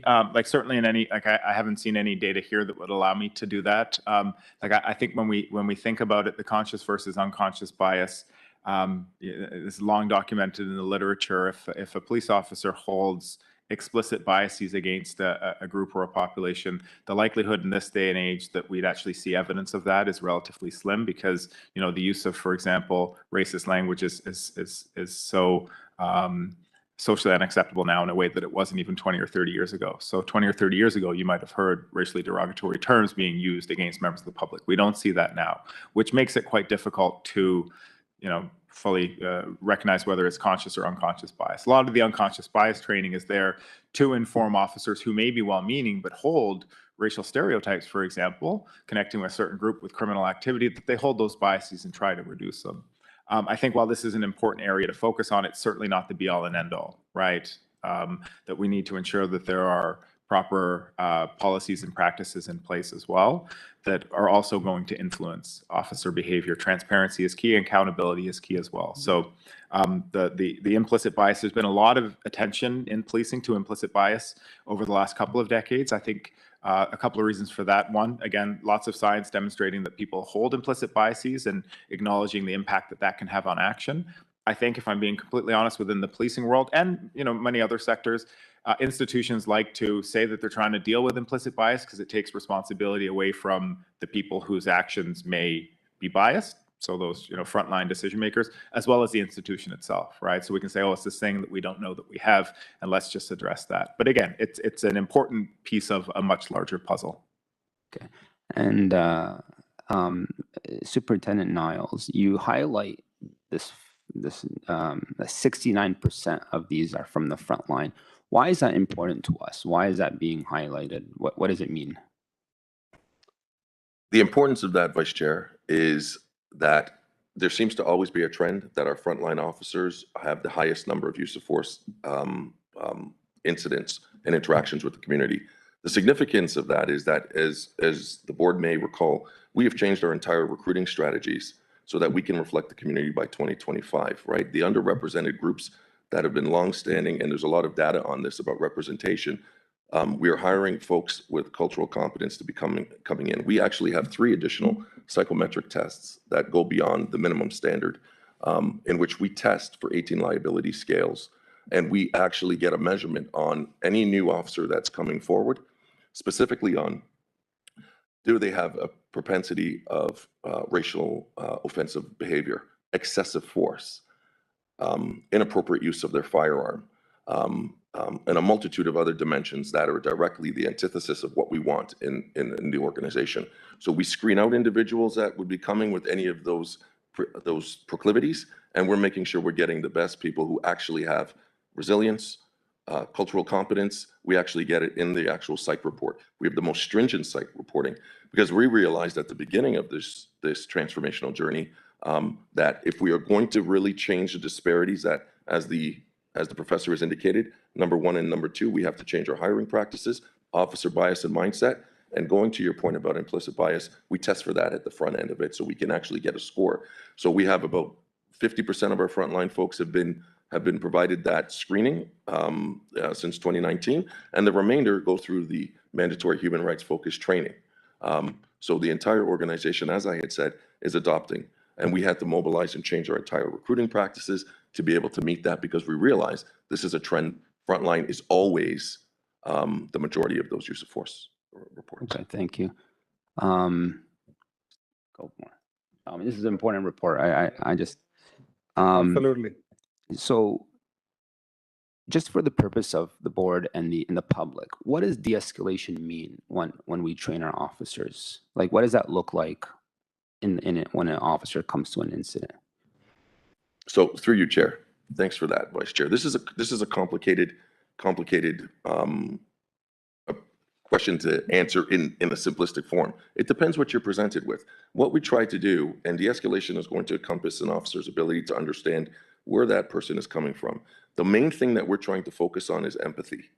If we can create empathic-based de-escalation, which we began experimenting with our scenarios, the one that you participated in, where officers had to stand up there and be berated for 10 minutes by a member, in that context, I think it was one of our Black female officers who was discussing the trauma that she's experienced through her family, etc. And the officers had to try to allay her concerns through the course of their duties. So we present them with a series of situations, but in its simplest form, it's to resolve a situation in an interaction with someone from the community as peacefully as possible. Sometimes that can simply be a redirection. So in the case of JKB, we were teaching strategies like redirection when we're dealing with children. When you're dealing with someone who may be racialized, who has a legacy, whether it's an Indigenous person or a person from the Black community, understanding what their perspective and past experiences are, not only for them, but through the community, and then giving our officers cultural competence because it's a nuanced approach. And that was identified in ECAMBA as well, that the unique intersection of being Black and in crisis is different than other de-escalation strategies. So we impart a variety of skills, but in its simplest form, it is simply the ability to resolve that through verbal de-escalation, having that person identify and say, do you feel unsafe? Why are you reacting this way? And the officers, through practice and scenario-based practicing, you become better at it when you've applied it repeatedly in different contexts. And we realized we had to change how we were doing it. Thank you. That's certainly what I saw in the training. Thank you. Yeah, absolutely. So, Professor, the big conclusion here is no disparity among communities, right? That was a big piece on one of the slides. And for us, it seems to me we've come to that conclusion based on the percentages. But if I recall last year, the media and the public defined disparity or commented on the disparity based on both the percentage and the percentage of population that community has. And so the population hasn't really necessarily changed. The percentage has reduced slightly. So is it truly no disparity in that sense when you look at both factors? So through the chair, thank you. So just to clarify, there's still, a significant overrepresentation of Black people in the use of force incidents. So Black people are still over 3 times more likely than their representation in the general population would predict to be subject to use of force in Peel Region. So that still remains something that needs to be dealt with. A bit of further analysis this year demonstrated that there weren't significant racial disparities in the types of force being used. So the firearm, for example, conducted energy weapon, open hand. So again, it's important to recognize and to understand the levels of the disparities overall, but it's important as well, from my perspective, to understand how force is being used. And so not only were there no significant racial disparities in the type of force being used, so it's not like white members of the public are only subject to open hand, whereas black members of the public are consistently being tased. That would be something that we would also want to address, right? The other piece was the number of officers involved in a situation. One of the things I raised with the superintendent is we want to identify, like, are black and indigenous people more likely to have force used against them by 4 officers in an interaction, where other groups don't have that happen. Again, based on stereotypes that exist around dangerousness and other factors as well. And again, the analysis showed that there weren't significant racial disparities there, that nothing crossed the threshold that would be of concern based on the numbers. So bottom line, there's still overrepresentation, still racial disparities in use of force writ large. But when we look at, again, types of force used and officer involvement, no significant disparities there. Okay, and almost done. Last year, you commented, Professor, I think here in the media, I remember, that additional data points you thought were important were number of officers involved and the type of crime, mental health versus others.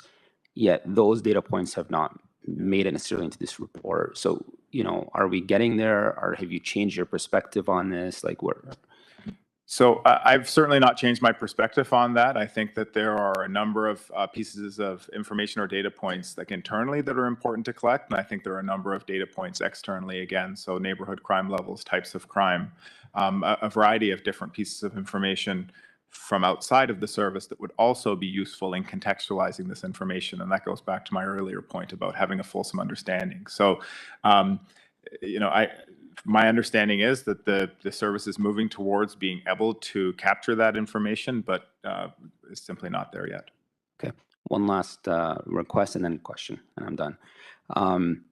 You mentioned, Professor, you wrote some reports for Peel Police in your remarks.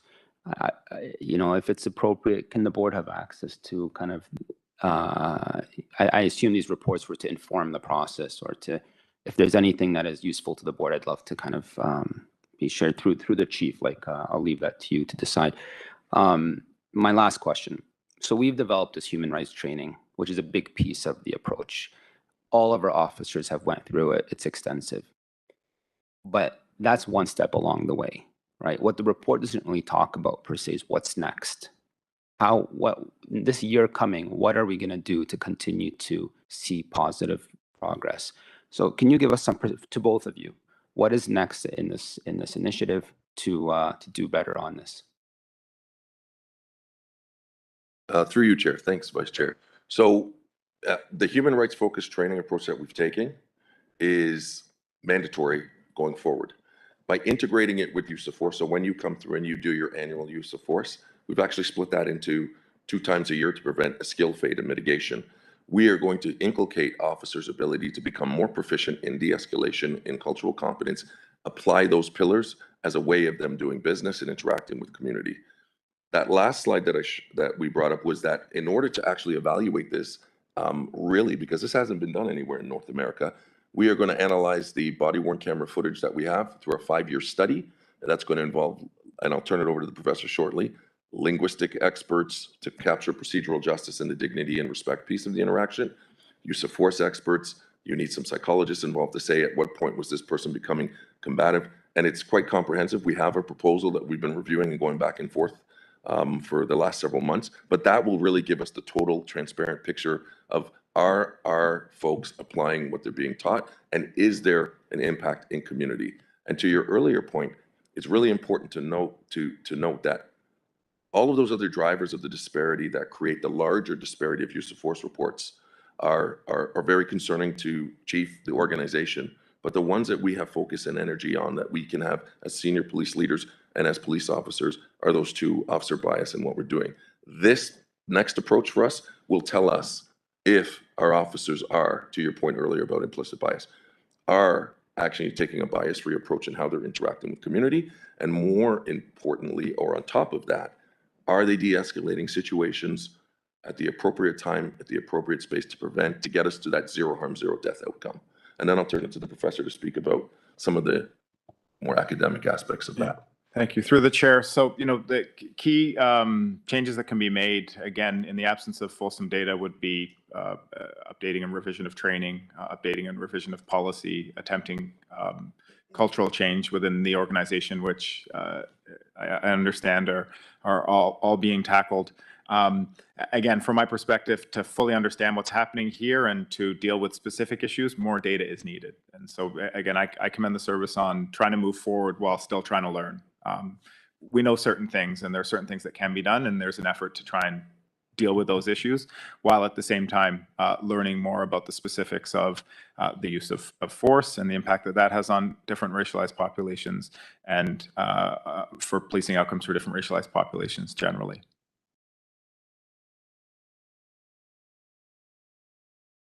Thank you. We have Deputy Mayor Martin Medeiros next, and then our board member, Mr. Boughton, after Deputy Mayor. Mr. Medeiros, go ahead. Yeah, thank you very much through you, Chair. And I guess a lot of the points I want to make were brought up from my colleagues, so I thank them for raising them. There's a couple aspects I think that I'm not sure who would be more appropriate to respond. Maybe the professor. I did like what you talked about when you're articulating the force moving forward. However, continue to learn. And just from a public perspective, if I was to go away and I go speak with advocates, some of those advocates have been more vocal, trying to bring change to the police operations, and specifically in this area. With this information, how do we communicate this information in a way that not only stresses these are our findings, there's integrity in the data that we have, and there's genuine movement, as you suggested, moving forward, but we want to engage in these conversations and we continue to recognize it as an issue. So I find, because and I'll say this in my role, when I'll meet with community groups or with residents or so on, they'll take the data. Some will believe in the data, some might dismiss, recognize there is improvement, but still feel there's a lot of underlying issues. So in terms of, I really like the way that you provide those that broad sort of statement. And there were some other aspects, Professor, that I think you touched about, that within some of the data sets within sort of this area, when we talk about, you can drill it down more, maybe some socioeconomic factors, is it neighborhood specific? Some of those learnings are also of interest, and I know those are not points of discussion, but for me what would you recommend, or what do you sort of, in terms of getting this information to be digested by community groups, by helping them with the information, but ensuring that there is still, a role, and we still need that active voice.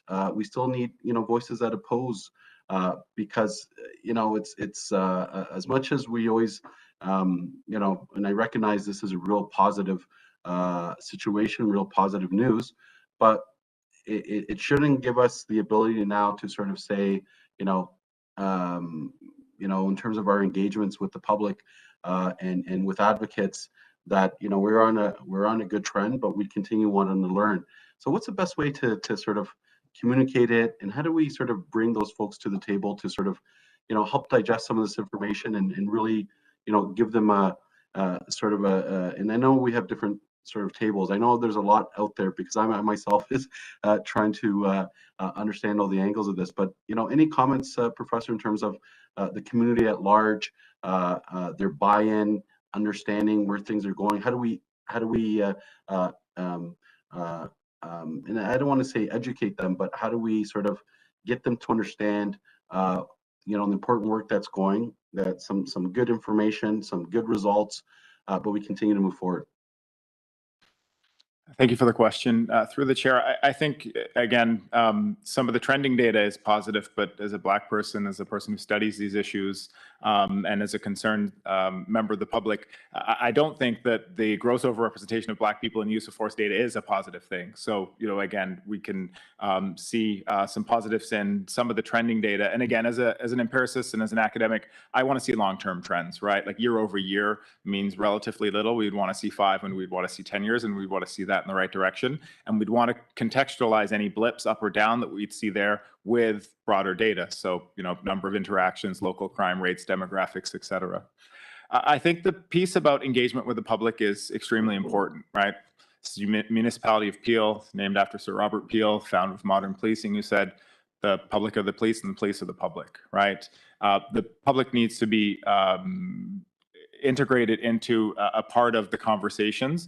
And in order to bring this information to the public, I think there needs to be a fairly robust communication strategy, right? And a robust consultation strategy. And I know that there are consultative efforts that are underway at the moment, and sharing this type of information, whether it be directly with community members through websites, through community organizations and community leaders. I think that it has to be multifaceted, because there are going to be concerned, engaged community members who, as the person who provided a deputation earlier, has a relatively in-depth knowledge of current issues and an analysis of what's happening, and the type of communication and the conveying of knowledge to them is going to be different, and the messaging coming in, the listening is going to be different than members of the public who may be concerned about these issues but don't have such a wealth of knowledge. And they're, the public is a heterogeneous group, and so it needs to be, again,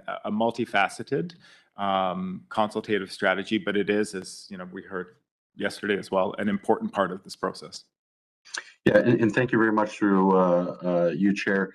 Thank you, Professor, because I do feel that the communication and the ongoing discussions on the data that we've gotten here, speaks that there are some good indicators. But however, the sustainability, the long-term approach, and really trying to get the community to believe on the changes that we're making. And I think that's a challenge in everything we do, not just specific to policing issues, because the same thing with what we do with municipalities. So that's great. I guess my question to the superintendent would be, and it was touched upon the training. Anecdotally, I'm not sure if you would have any sort of, in terms of those officers who were found to use force inappropriately, for lack of a better term, or in terms of the process, in terms of working with them, would you find that there's been a the recognition of because some of this stuff is maybe unconscious, or maybe in terms of there are other issues that the police officer themselves might be going through in terms of maybe demonstrating a little bit more anxiety or so on. Have you found that there's a willingness by a large part of those to after address some of their actions, and there is that opportunity for increased improvement? And is that, and where you find others who are maybe a little bit more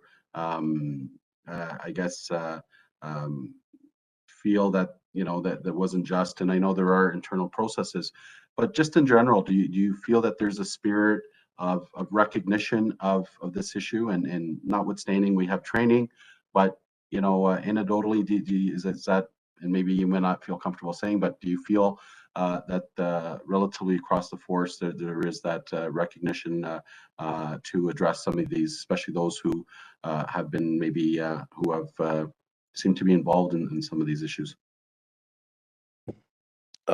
Through you, Chair, thank you for the question, Mr. Medeiros. Let me just first start by saying that all of the use of force reports and applications of force this year were lawful, similar to what they were in previous years. We haven't had any indication that any of the use of force reports were unlawful, or that the force that was used was outside of what was acceptable. Secondly, we have a robust supervision and accountability process that's in place. So when there's a use of force situation, an officer is required to submit that use of force report within 3 days. If force is used in any scene, usually a sergeant or supervisor is aware and present or brought to the scene. Then a report goes to the staff sergeant of that specific officer. Then that staff sergeant, after they've reviewed it, it goes to one of the expert sergeants in our use of force bureau to identify whether or not there's been appropriate use of force. So to your second part of the question, which is, are there officers that are having challenges in embracing or understanding the new direction of human rights focused training? Is that fair to say? Yeah, that's Yes. probably better articulated. Okay. There's officers that have asked and questioned, and I think it's also important to recognize that that comes from all of our officers, racialized officers as well. This curriculum, as the professor has indicated, has not been brought to policing in general, but it doesn't preclude someone from having biases, whether you're a racialized person for different segments of the community. It's the holistic approach of understanding not only from an empathic standpoint, what are the needs of people that are different from you, and how you balance that with your responsibility to provide the best service you can to the public with a human rights focused lens and a CSWB lens. So we haven't experienced that. We have what you would expect to, as regional chairman said, uncomfortable conversations where the membership has asked, well, how do we do this and where does this come? And this is why I made that distinct point of saying it is our frontline folks that have adopted it, and that's why we're seeing some promising trending, right? They're the ones that have said, okay, we want to make this change. They're following the chief CMG's vision of change and our leadership strategy, which permeating through the whole organization. Great. No, I thank you very much, and I thank you for everyone involved. And certainly, I think it gives us confidence, at least, that these issues will continue to have a focal point on them. And I thank for everyone involved. Thank you. Thank you, Deputy Mayor Medeiros. We have now Mr. Boughton. Thank you, Chair. I have, and through you, Chair, I have a couple of questions I'd like to ask before I get to the big question, so that I could, so that we could maybe better understand the statistics that are have been reported. So I don't know if it'll be Deputy Chief O'Doherty or Superintendent also who can answer this. Mayor Crombie made a comment on the OPP report earlier and about theft over. And the response was, oh, that also includes cars, and which are obviously over 5,000. And we have one of those every day. And all of us went, oh yeah, we understand that. And so it just kind of goes away. If there was a theft over every day at a home or a business in Caledon, I think our level of concern would be a little bit higher. So when I look at these statistics and some information that was given to us prior to Chief Duriapa coming on board, when we had acting Chief McCord on, we had a meeting where we discussed guns and gangs and the gangs that were active in Peel, and there was 13 of them at the time that were identified to all of us. And I know Chair Einik and Her Worship was there when we discussed that. So when I look at the numbers that are here, the use of force, so my question would be, if there's a guns and gangs takedown that have been reported lately, where there's a number of arrest warrants and there's a takedown and there's a use of force during those warrants, would those statistics be in this grand report as well? They would all be in there, correct? Yes, through you, Chair. Yes, through the chair, those statistics would be included in the use of force reporting, and there are some nuanced rules around how they are reported. I believe Superintendent Niles can speak to that, but they are included in those numbers. Dirk, I'm wondering if you could just comment on how it affects all our membership, but then maybe it might be a question for the professor about statistical significance of small numbers versus the large aggregated numbers. Certainly, Chief, and through you, Chair. So yes, Mr. Boughton, there's nuances to how a tactical team will respond. We have stringent protocols where we send in the experts when there's going to be a takedown that they know in previous ahead of time is going to be, to your point, of an arrest of people involved in that level of criminal activity. In a past life, I used to be heavily involved in that kind of work, in intelligence and gun and gang work. You have time and strategy that goes into that, and the essential piece that's still present is preservation of life and a zero harm, zero death outcome. Anyways, and I can't comment on the provincial. I'm not up to speed on all of that, but I think that covers that piece for you. And then in regard to the other side of that, I'll let the professor speak. Yeah, that's part of the reason I say it's important to understand like how the officers are deployed. The piece about there was a question, what portion were coming from frontline officers, for example. Like we'd want to know whether there were special units of the service who were responsible for a large amount of force being used or not. And so that's again just part of the further analysis that really needs to be done. And that's why I say, when you look at year-over-year data, if there were my understanding that takedowns often don't involve high levels of use of force because they are so well orchestrated. But there are specific incidents, of course, that can drive the numbers up or down, or factors that can drive numbers up or down. And that's why long-term trends are important. But your question, I think, gets to my point about the need for greater contextualization. Thank you, and through you, Chair, because I don't know if it would be useful for all of us as the board looking at these numbers to know that of the incidents for the year of the 537 or the 754 is reported here, how many of those were reported during a takedown, a major bust, and because my concern as a board member would be, we should be concerned on all cases, but would be greater if it was with John Q. Public, if it was just in the normal operations, and see that we are, there's a use of force just in the community for, no good reason, or, for some other reason, as opposed to guns and gangs activity or organized crime. I'd like to see what that would be. I don't know how useful it would be, but I think I would like to see that. Thank you, Chair. And through you, Chair, I'll just respond to that. We are actually trying to build that, Mr. Boughton. One of the metrics that the professors helped advise us that we should be capturing is proactive, reactive, and specifically what offense and type. And we're working on trying to get that moving forward, to Deputy O'Doherty's point of our larger race-based data collection strategy. Okay. Thank you. That was wonderful questions. I had a couple of questions I left for myself at the end, but that has been answered, and there was some wonderful discussion. Thank you. Just one quick comment, and if I can get some details about those 20,000 hours, how that, like, obviously that is for not for the civilian, that's for the uniforms, or if you can please break down. Certainly. The 20,000 hours is broken down into all of our sworn personnel, which is 2,200. We've completed 12,000 hours of body-worn camera training, in which we incorporated those 5 pillars in the scenarios, and what the Vice Chair saw when he came through.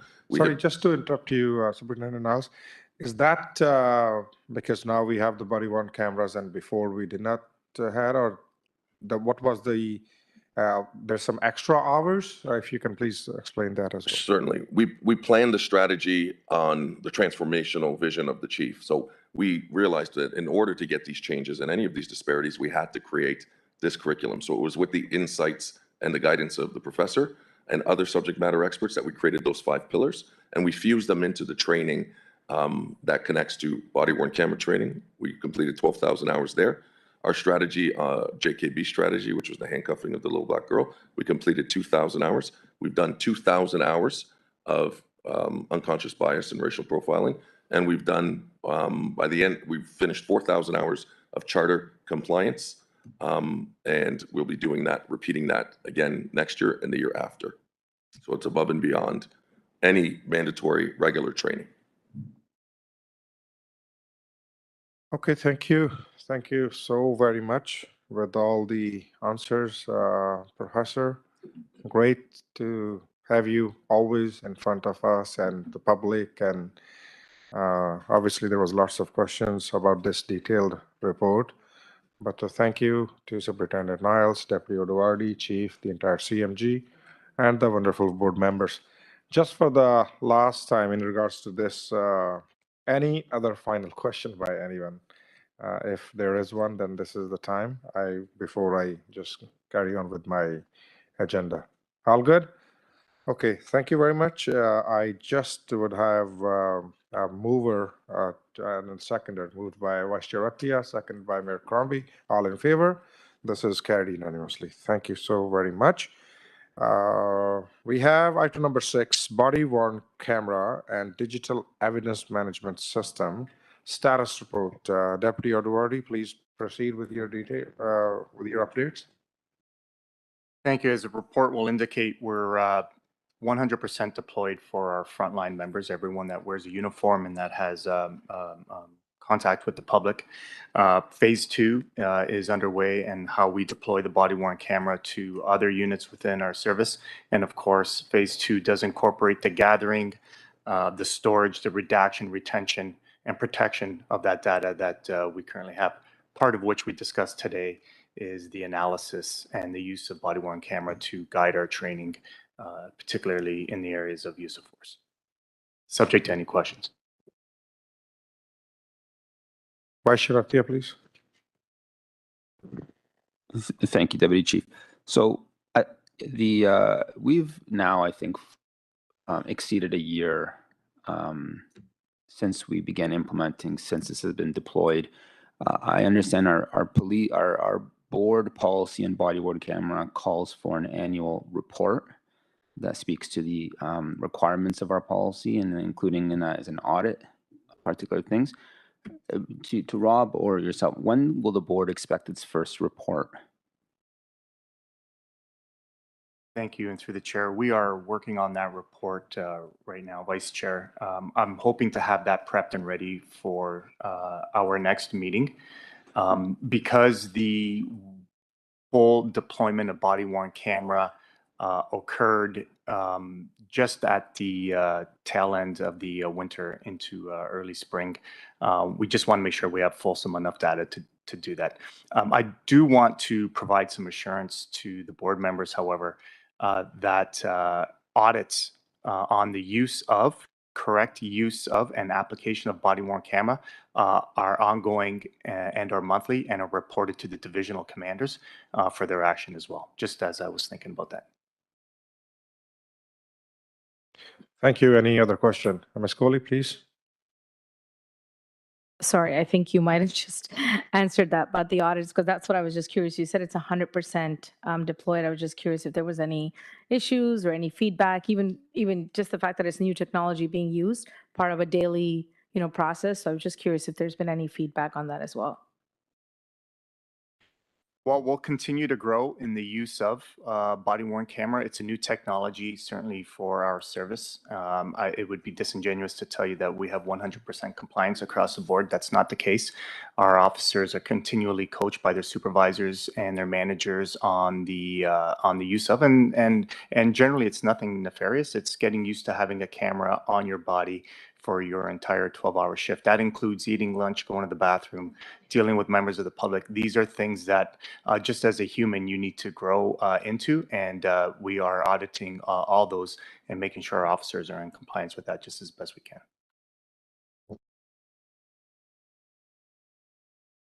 Thank you. Any final question? Mr. Barton, please go ahead. I missed that board meeting when you did the demo. I think it was here when I had COVID. Thank you. We were going to have another meeting, I think, at Emerald Kolb to do a bigger presentation to see on the way that if the taser was pulled and how the BWC reacted and how it came on and that. And is that still in the works for us to be doing that? It is. It's not just in the works. It's available to the board members, and we should provide you with those dates and opportunities to do that. Building on that, what is being built right now is a demonstration of how body-worn cameras is not simply used as a technology, but as a tool to provide service. So just very quickly and very briefly, from the onset of a call, where a call comes into our dispatch center, how it's triaged, how it's sent to an officer, and then how the capabilities of the camera itself can lend itself to using an upstream agency, a partner, a mental health professional, for example, in the community, to be able to mitigate risk and solve a situation. So this is what we are putting together right now. But as for the rudimentary values and use of body-worn camera, that's available to you anytime, and through Superintendent Niles will ensure to get you those dates and times that are available. Thank you. If no further question, I'm looking for a mover and seconder to receive the report by Mr. Boughton, seconded by Ms. Coley. All in favor? This is carried unanimously. This concludes the public portion of Peel Police Services Board meeting. We will adjourn for 5 minutes and then we will move into the in-camera portion. Thank you everyone for attending today's meetings of the public portion. Thank you.